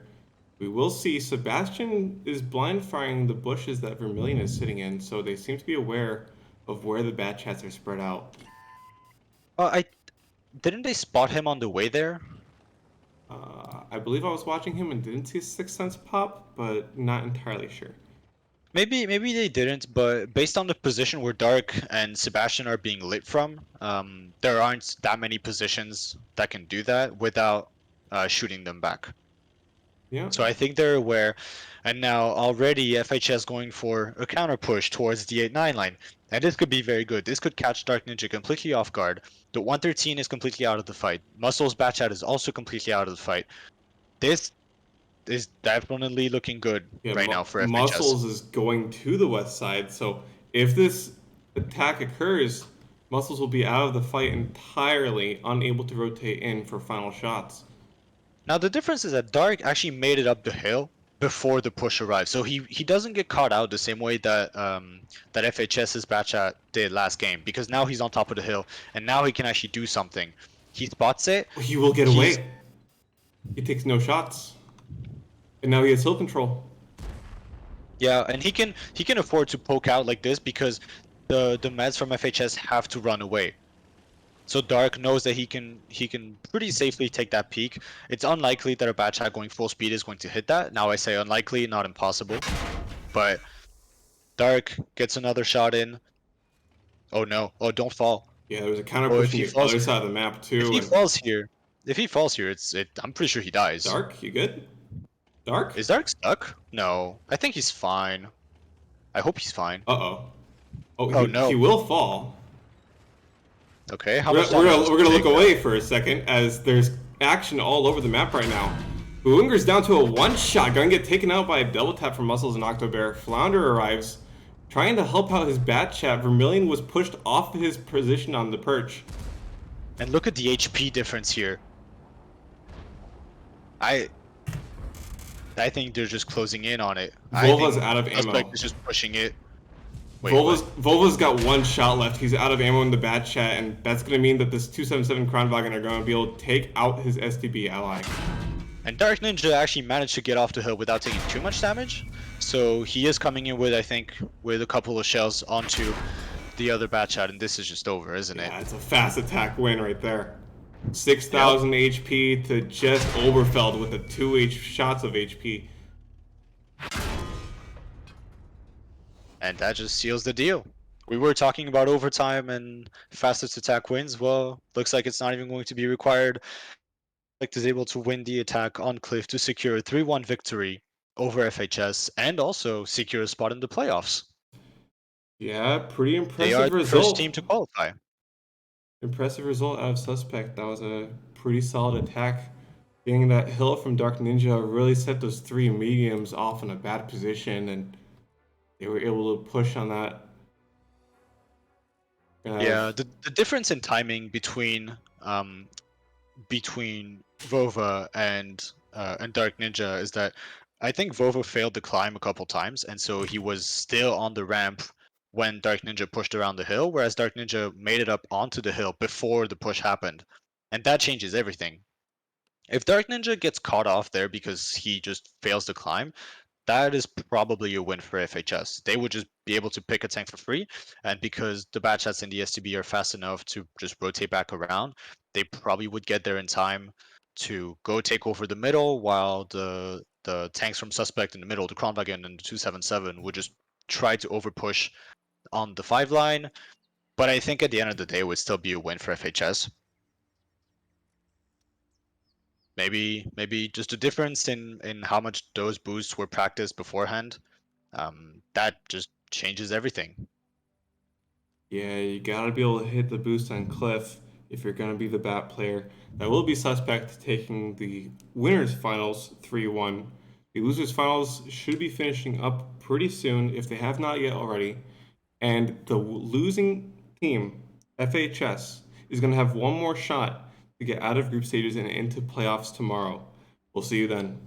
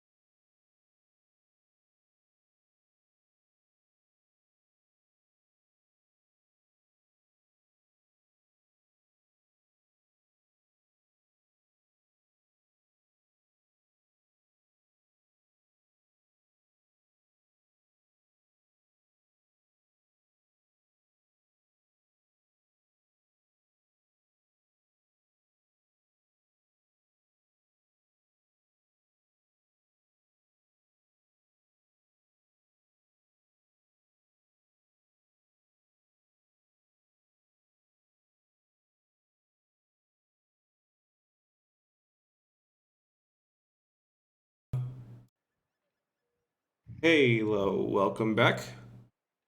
Your casters are Gamer and Jetrecta. We're going to be going into the third game of the night, Group A's final round between the last two teams vying for a single playoff position. Got LTP versus FHS. Your band tanks for the series are going to be the Ewenhard and 277. As Jet, talk to us about what maps we're going to be playing. So the maps for this very last of the first group are Tundra, Himmels, and Mines will be the decider if we need it. I believe FHS is going to be defending first on both maps, which is an interesting scenario. Usually both teams defend once first. I guess they decided not to. One of the teams decided not to. They preferred to attack first, which is good, switching it up a little bit. So we are going to be starting on Tundra. This is for the second playoff spot of this group. They they already faced each other actually in the first round, where FHS managed to win it. I believe the score was 3-2. I think. Yeah, I think it was 3-2. So this is a rematch from the first round. We'll see if the score is any different. I'm hoping just to see a good match. This is the decider. This is the very last game.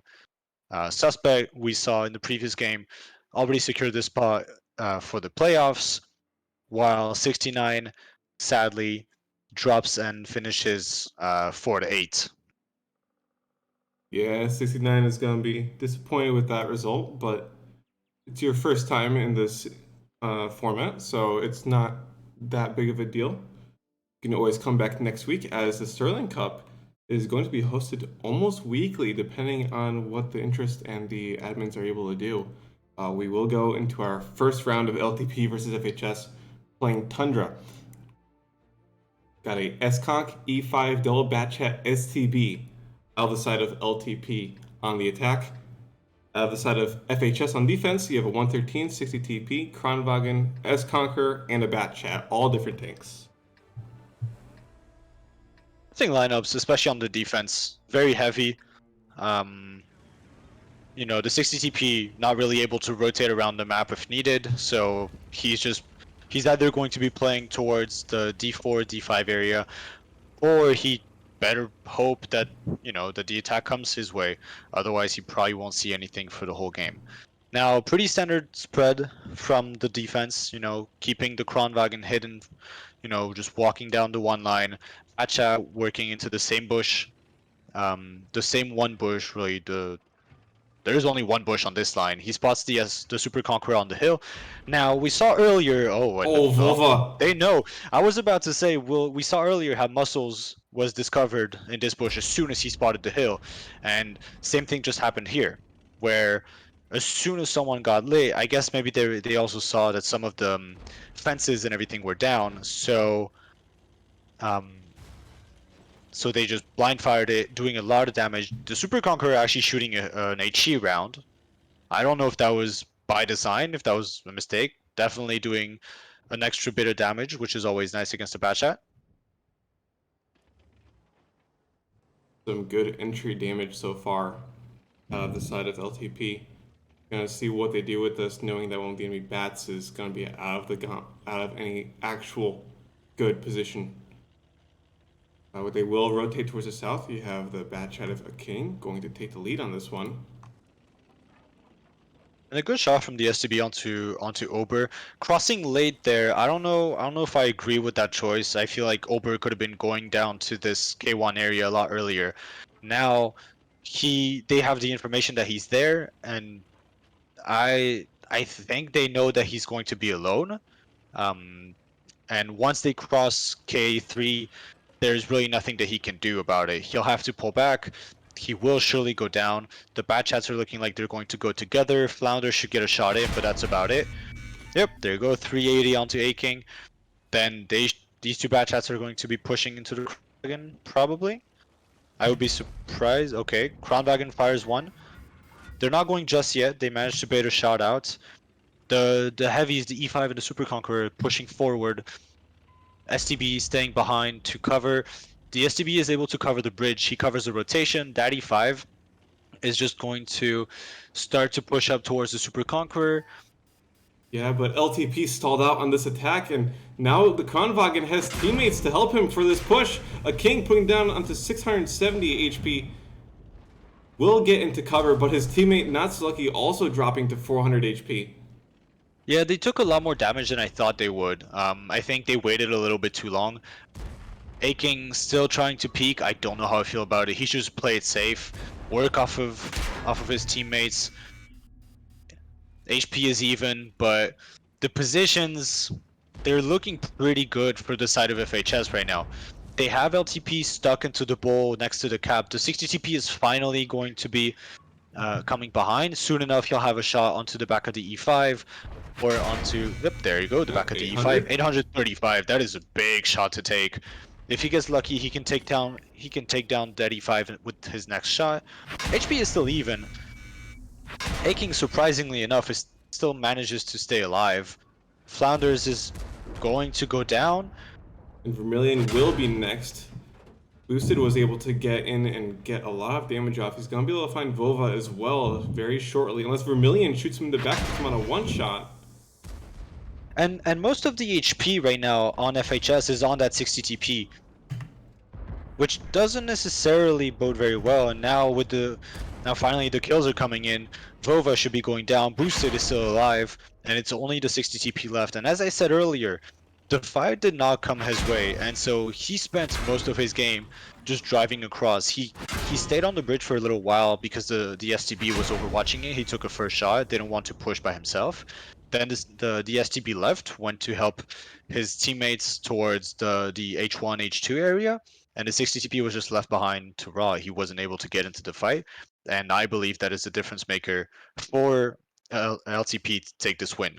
Yeah, we saw Boosted in the STB was able to get to his teammates and clean up the rest of that fight there before the 60 TP even had a single shot onto the targets, eventually getting a hit into the E5, but he's there way too late, gonna end up with only 1500 damage. Yeah, and all of that 1500 is basically comes after the fight is over. Very Yeah. good damage spread though on the side of LTP. Everybody between 2 and 3000. Very good damage spread. Only one batch at lost into that push. Very solid. Ober, it's unlucky that he misses the first shot. I mean, there isn't really a whole lot more he can do. I feel like it would have been a better option for him to be pushed down H1 earlier, like as soon as the game started, instead of waiting further back on the one line and then crossing after, after LTP has taken all the positions that can punish him on the cross. Also, Vova being hit for like about 900 very early on in the bush, blind fires. Um, it shows that LTP did their research on the bush. They know where it is. They know what the positions are. I don't know if there was any practice involved beforehand where maybe they noticed a tendency, but it's the second time tonight. So I'm guessing that this bush is just very well known by all the teams and all the callers. That if there is a bad chat and you haven't seen him early, it's a safe bet to just blind fire that position, especially after he spots someone on the hill.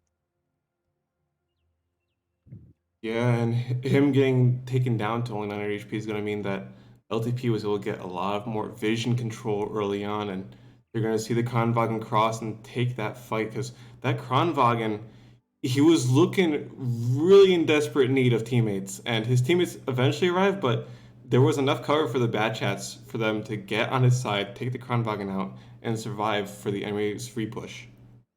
Exactly. And Vova wasn't able to get into that fight simply because he was low HP from the initial damage, and so he's just not able to help his team that the way he would have wanted to.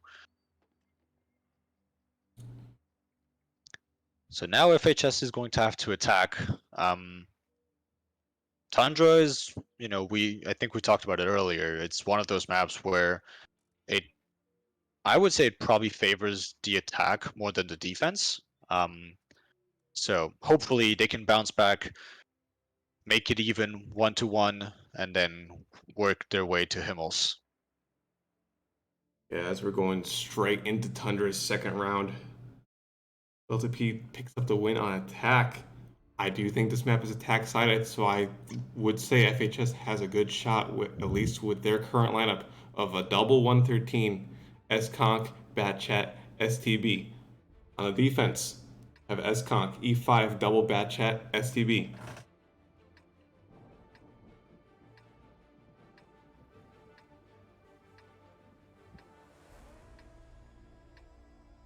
I'll be looking to see what the Batchats can do. Two of them for the side of LTP.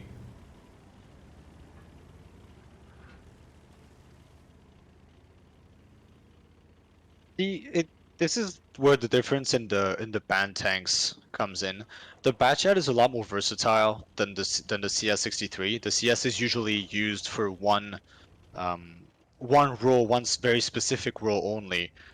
And earlier when we saw the two CSs picked on the attack, it was fairly obvious that they would make a play to go towards A4, and the telegraph of the strat may have, been their demise. Whereas here, those lineups are a lot more versatile. They can do a whole lot more than play a single role. You can see the STB playing all the way at A3, the Batchat playing right in front of him, being a passive spotter. Yeah, you will have a king playing basically the same position that was being played previously by Bats. So nothing unusual there. And our warrior is going to take his up to the north for a little bit more vision. He's not going to spot anything just yet, as FHS is taking plenty of time deciding what they want to do. STB is still on the hill. They have an S-Conk in the south, but it's in a position that can rotate north if needed. As a king will actually rotate north. Looks like they're planning some sort of northern push while on the defense. And this would be very interesting. I don't know if it will work in this specific scenario, simply because the tank at A9 is a 113 and you have an STB on the hill. Oh, and the 113 gets spotted and Booster Mishka turns right around. If I would say if it wasn't a 113, it is definitely doable, but the 113 requires at least 2 tanks to go over and kill him, which means that you'll take a lot of damage on the way there. The STB will be getting some shots off. If the 113 just drops back a little bit, the STB has constant support. So the HP trade is probably not worth it. FHS now, I don't know if they saw. I don't think they saw the beginning of the push, because LTP is basically going back to their initial setup. FHS meanwhile is gearing up for a north push. And it looks like that one will be a lot more successful, and they will go through because the two 113s are going in. The Super has to run. Covering. He has to run. That is the issue with the position he was playing. It's a great scouting position, but as soon as you get lit, you have to either fight or run. And if you fight in a Batchat, you're probably going to die. And if you run, you take 3 shots like he just did. Yeah, that last shot was a little unnecessary, deciding that he wanted to help his STB's position, but he could have just backed off, gone towards where the rest of his team is, and now Booster Mish is about to be pushed by 2 113s, and Arl isn't great support, being only 2 shots. If he plays it well, he can still get his clip out and get plenty of damage in. But it looks like the push is going to be called off, as they've taken quite a bit of time getting here, and the Batchat of a king was able to get close by, ready to assist. Yeah, but see, now that everything stalls out, all of the tanks for the side of LTP are in this northwest corner. They gave up the complete map control. Even the Super Conqueror is not even controlling the middle anymore. And now you have Vova. Which will... Exactly. It allows the Batchat of FHS to just come in behind, and he will be able to get some shots in.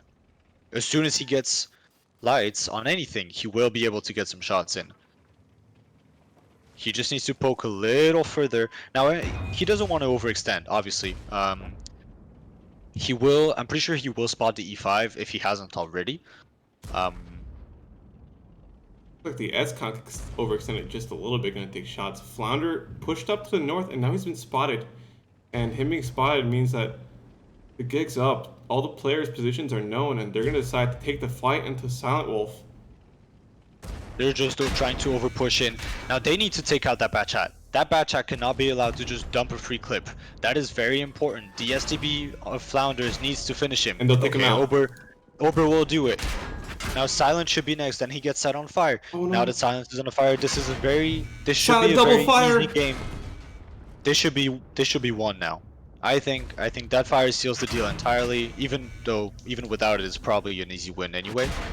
Aching will go down, and then Blue is going to be left alone. Daddy 5 was just not able to get into the fight at any point in this game.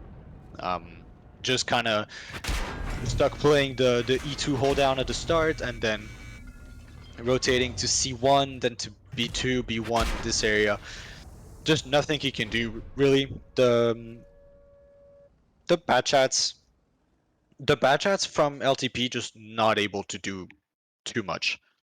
You can't fight 113s with bad chat head on. That just simply does not work.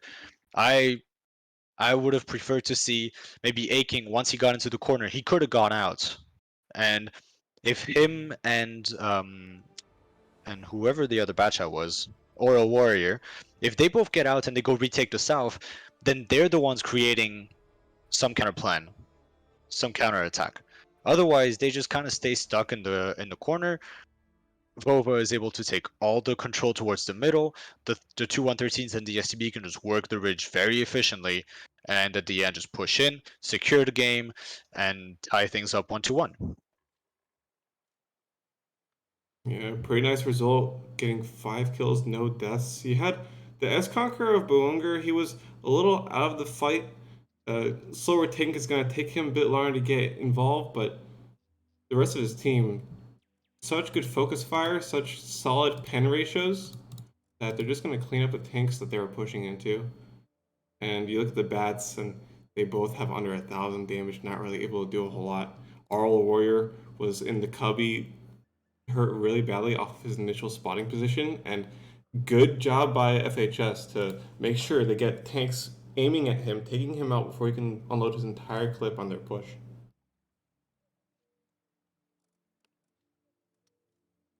I kind of feel bad for LTP because the push towards the DAB line would have been a very good idea, except that this time there was a 113 to receive it. And they played it well because they realized that as soon as they see a 113 there, that there isn't a whole lot they can do. So they have to get out of there.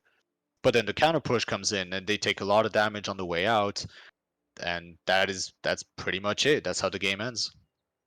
Yeah, you have to think if Arl has most of his HP, takes a safe path out of his scouting position, he could get into that angle and get all 5 shots off pretty easily. That would definitely help out a lot with that brawl and making sure that they get as much damage in early on, because that's when the brawls are decided. Who gets damage in early to make sure the enemies lose tanks. As we're going to go into Himmelsdorf. We've seen a lot of Himmelsdorf today. Yeah. Well, out of the maps in the pool, I think it's definitely one of the most interesting ones.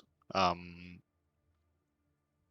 with I'd say with Tundra, I think in my opinion, Tundra and Himmelsdorf are the most interesting maps that are played. Um, and then Runeberg can make for a fun one. Cliff can make for a fun tiebreaker, but I understand that players want to play these two maps more because they're a little bit more strat heavy. Coordination is required, and we'll see how it goes because the two. So this is fun because the two banned tanks are the E100s and the 277.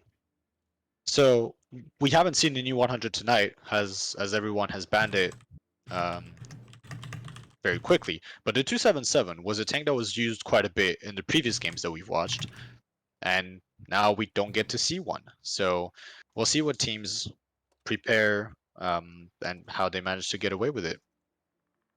Yeah, we will end up with a bad shot in Himmelsdorf. Haven't seen that today, even when it was not banned. Um, and end up with S Conquerors as well. That's more S Conquerors than I would expect on this map. I would expect to see this many on a map like Tundra that we just saw. Teams are ready to go, and we're going to go into Himmelsdorf 1-1.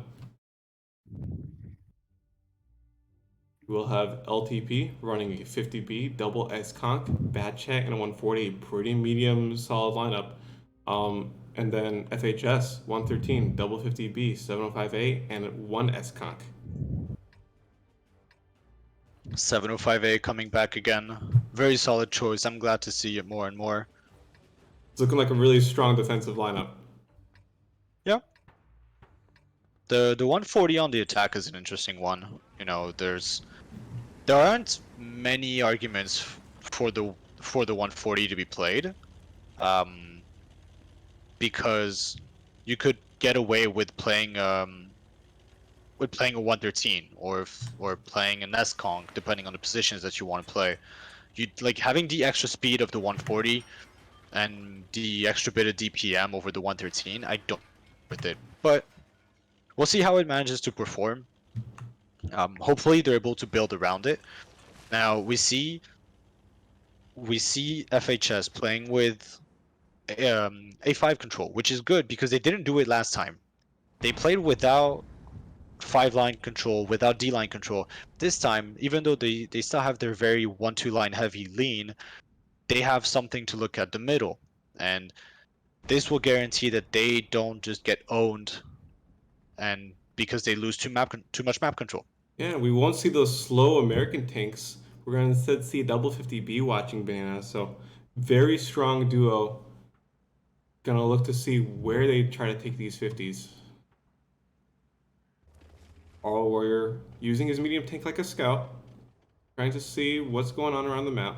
Not much information being given, as he will get spotted. 705A is lit. He lights the super conk back. Shell goes into the ground, as you'd expect with a 705 at this range. That's unlucky, it happens. Now, there's no way that Silent Wolf can pen the 705 here. I'm pretty sure there's no way that happens. He's trying. Well, he's not shooting. I think he realizes that there is no way. He's not even loading HE. He's loading HE now, as there's a lot of action going to occur in the south side of the map. Vova's 113 pushed up all the way towards the chapel. And now Flounder's S-Kong pushing up far. Now I'm a little worried about those two 50Bs because these 50Bs are very far away from the fight. And Flounders is going to peek here. Arl will get the 140. Lit. Oh, excellent bounce. Oh, that is an unfortunate miss. Was there a miss or a bounce? That was a bounce. Like and 140's gonna spot both 50Bs. Only take one shot before he gets away. Vova has another angle, and that's gonna pin him down. Oral now in a really bad situation, as the 50Bs are gonna get free space to move up towards him.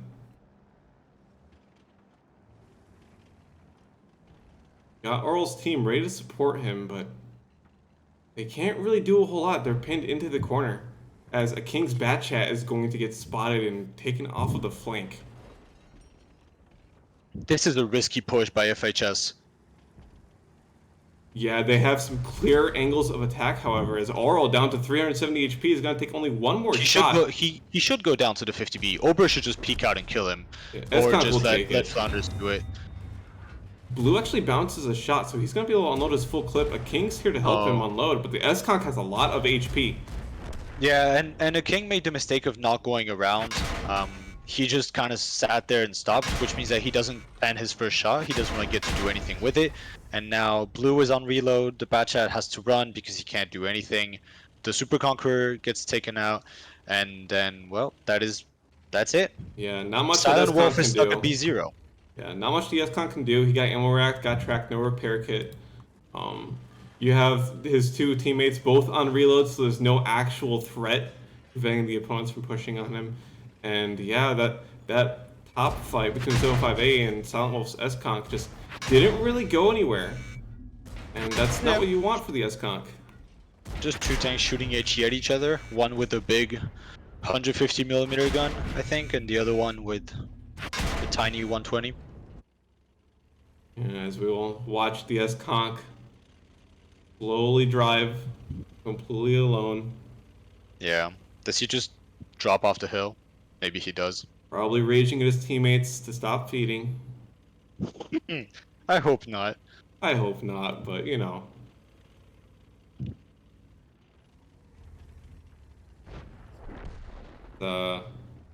That's a team kill. That's a team kill right there. That will be a second kill for the side of LTP. Wow. You had to do this to them. FHS really throwing their lead here.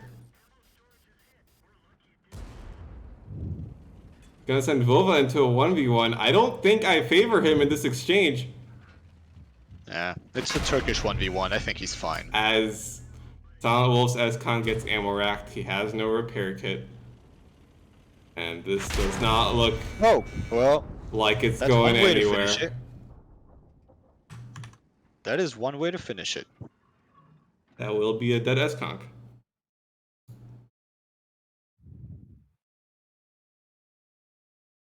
FHS taking another win. Yeah, very convincing. I think LTP was just too split apart.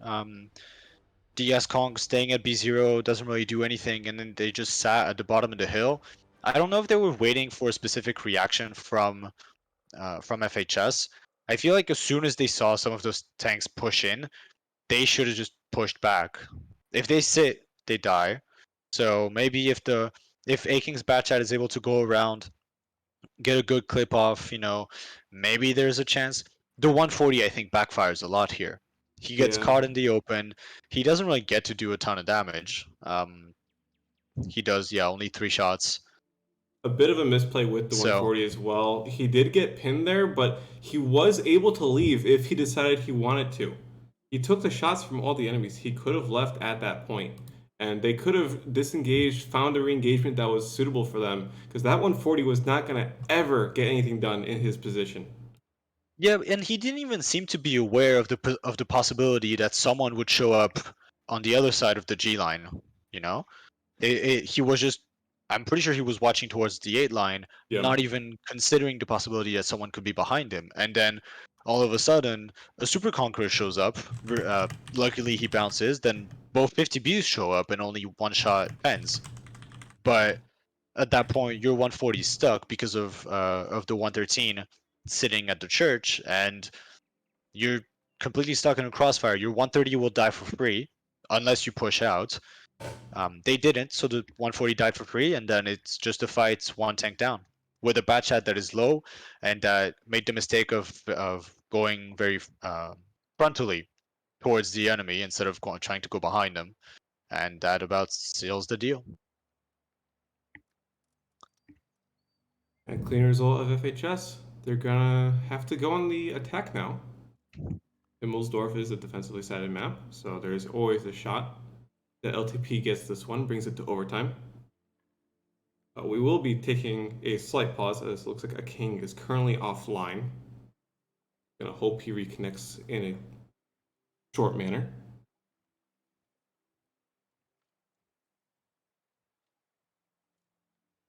Two to one for FHS, and LTP to defend for overtime to try and play for the second playoff spot.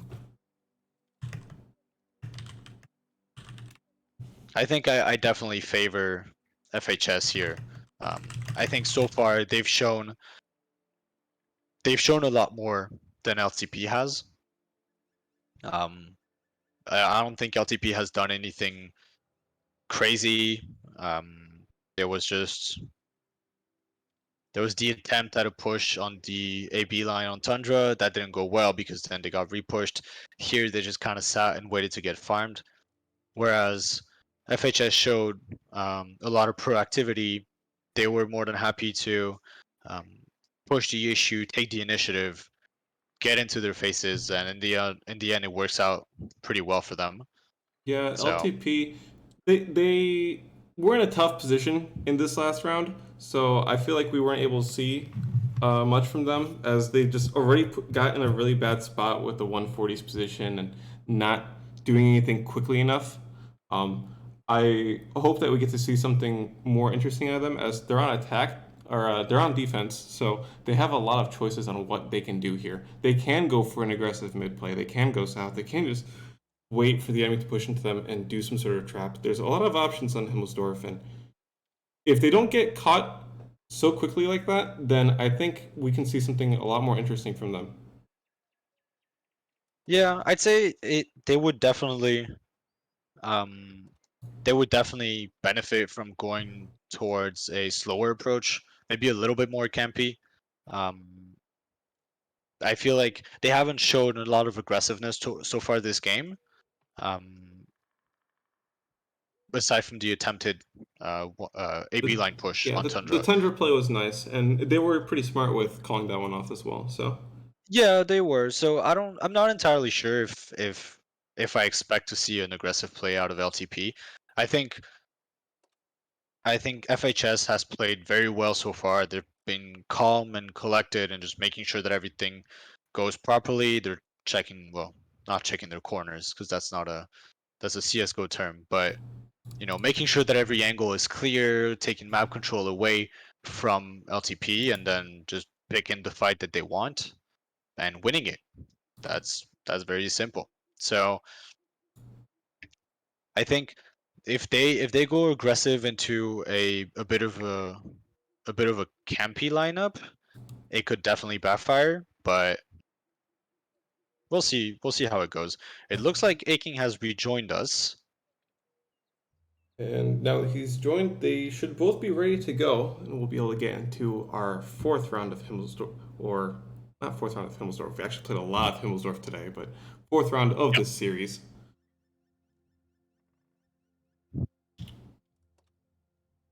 Any moment now. Yeah. Again, I'm hoping for an overtime, for a tiebreaker. Yeah, the teams in this tournament have been putting up pretty competitive fights, so Oh yeah. I'm pretty happy with the result of the teams that showed up. We did end up with 8 teams, and which is quite a large amount for the amount of time that this event was announced. It was only around for about a week of signups, and you actually had to pay to get in. So these teams are pretty quick at forming. As plus pluses will finally go through.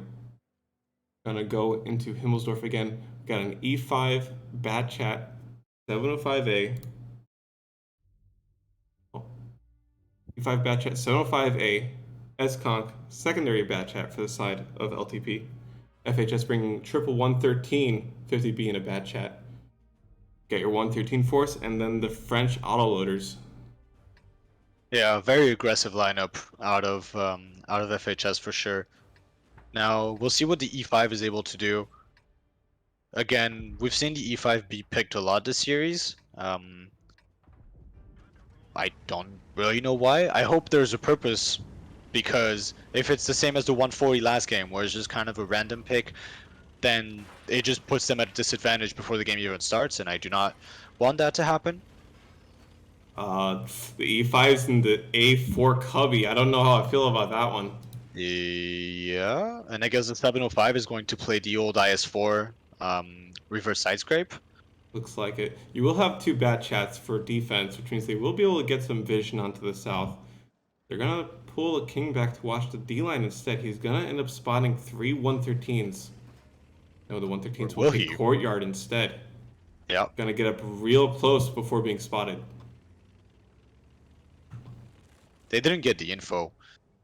There's a lot of map control being Yeah. taken by those 113s right now. Oral does not have a good angle for what's happening right now. He can come in late into the round and get serious damage, but in terms of vision, he's getting nothing. Yeah, but he hasn't been checked. If he just stays there and nobody really checks for him, he'll be in a prime position to appear out of nowhere and maybe create something for his team.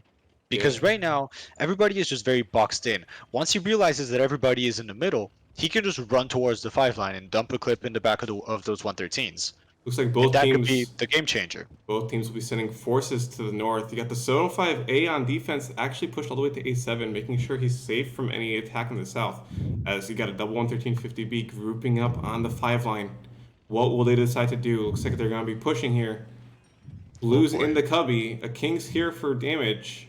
They're not going to spot out anything. 705A is in some decent cover. He's going to have to drive forward, though. It takes 900 damage. Yeah.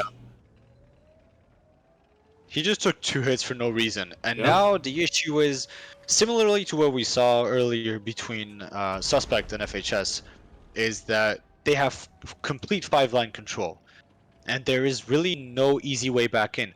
Now, finally, Oral's Batchat is starting to make its way around, but he has to go all the way around because there is no 5 line control. He has to go towards the J line, then back up the 8 line, and this is going to be countered because the 50B and the 113 are now repositioning. And A-King's Batchat is also very far away from the fight. Oh, a bit of a reset to Vermilion. That's a pretty good How? result. I think he peeked out a little bit, and Blue was just given a free shot as the 50B is peeking onto Mishka. Mishka's taking votes fire from 2 French autoloaders. Will he be able to hold it down? Yeah, the Batchat struggles at this range. Especially firing APCR at this angle, it's very unlikely that he pens. Yeah, did he go 0 for 5? I think he did. Not I a whole think lot he he hit can do 1, but against a yeah. 705 at this angle. Now, look at Oral. He went all the way around. And he's completely out of the fight as his S-Conqueror and Silent Wolf pushed into the 5 line by himself. He's currently in a 1v2, gonna be calling for his ally support. A king will Yeah. come in time. Batchat, very faceted. Wait, is Silent DC'd? Silent is driving into his teammate. His turret's still moving. I'm not sure what's happening there. This is very, very weird. Very Because strange. HP is still fine. If Blue can do a lot of damage and Aiken can get out, He's not gonna Blue get needs out. to There's get too back. many guns. Blue needs to get out. If he can make it out without being tracked, then he will be fine. 50B's firing on him. He will get Now out he without makes being it. tracked. He made it back around the corner. Now if he can use the 705's help and the Batchat to do a lot of damage, this could be very Bat good has for one the side shot of left. LTP. Bat doesn't have any shots left. Bat needs to run. The Batchat needs to run. That's the only thing he can do. If the 705 and the E5 can both give a shot, The round's over. 50B has 1500 HP. He's ready for this but push. they're not shooting the low HP ones, and the Batchat did not run. This is very over. Yeah, the Isn't it? Batchat should be long gone right now. Yeah, that was a misplay by Oral, and I think that might just concede the game. Yeah, a lot of really strange plays happened this round. You had Silent Wolf driving into his Batchat. The Bat of a King wasn't able to get around the B5 corner because he actually crashed into the corner. Some pretty messy driving out of the French tanks, and that's going to mean that they take too much damage early on and are unable to clutch out anything in these last few seconds. FHS take the series 3-1. They have qualified themselves into the finals, or at least into the semifinals playoffs. Well, it is a little bit heartbreaking. I don't know what happened to Silent, but if you look at the HP at the end, like 1 or 2 shots would make a huge difference. With both the 113s being very low on health. Not only that, he would still be in a position that could help his teammates, at least where his body would be, and the Bat would be able to get into cover faster. Yeah, absolutely. A lot that happened in that one place that could have cost the entire round by itself. Yeah, and A-King's pen ratio 5 and 2 is not great as well. Oral does okay, 7 and well, actually the 2 shots he didn't pen were at the end on the 113, so that's pretty irrelevant. The 705A doing really good, and so did the E5. Now I can't help but wonder if it would have been better to have an S-Conk instead of that E5. And again, I really don't know what happened to Silent there. Yeah, S-Conk would deal a little bit more damage than the E5 there. Probably have a better position as well in that hold down that he was initially playing, just because E5 has really strange armor. It's not designed for a position like that where you could be below the guy at the B0 position. I don't know. Very weird, but it doesn't matter now because FHS secures the second spot into the playoffs, and so they should be facing whoever was the first seed in Group B.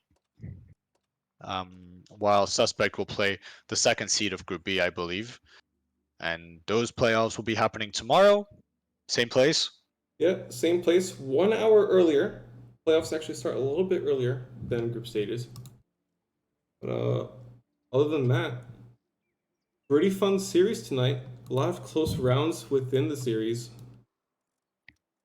Yeah, a lot of good games. Definitely enjoyable to watch. It's always heartbreaking to see some teams go only after 2 games, but that's the way it is in the tournament. That's why you got to prepare more, have better strats, work on your coordination, communication with your teammates. And even though everyone was playing at a high level today, only 2 teams make it out of each group, and those 2 teams were the better of the 4. Yeah, and they can always come back next week. Got the Sterling Cup weekly. $20 buy-ins, $25 buy-in for the next event, I believe. So they're ramping it up just a little bit, making that prize pool a little bit more spicy. And that will be the rest of the games for today. Thank you for watching. We've been Gamer and Jet. We will see you tomorrow for playoffs. Have a good one, guys. Goodbye.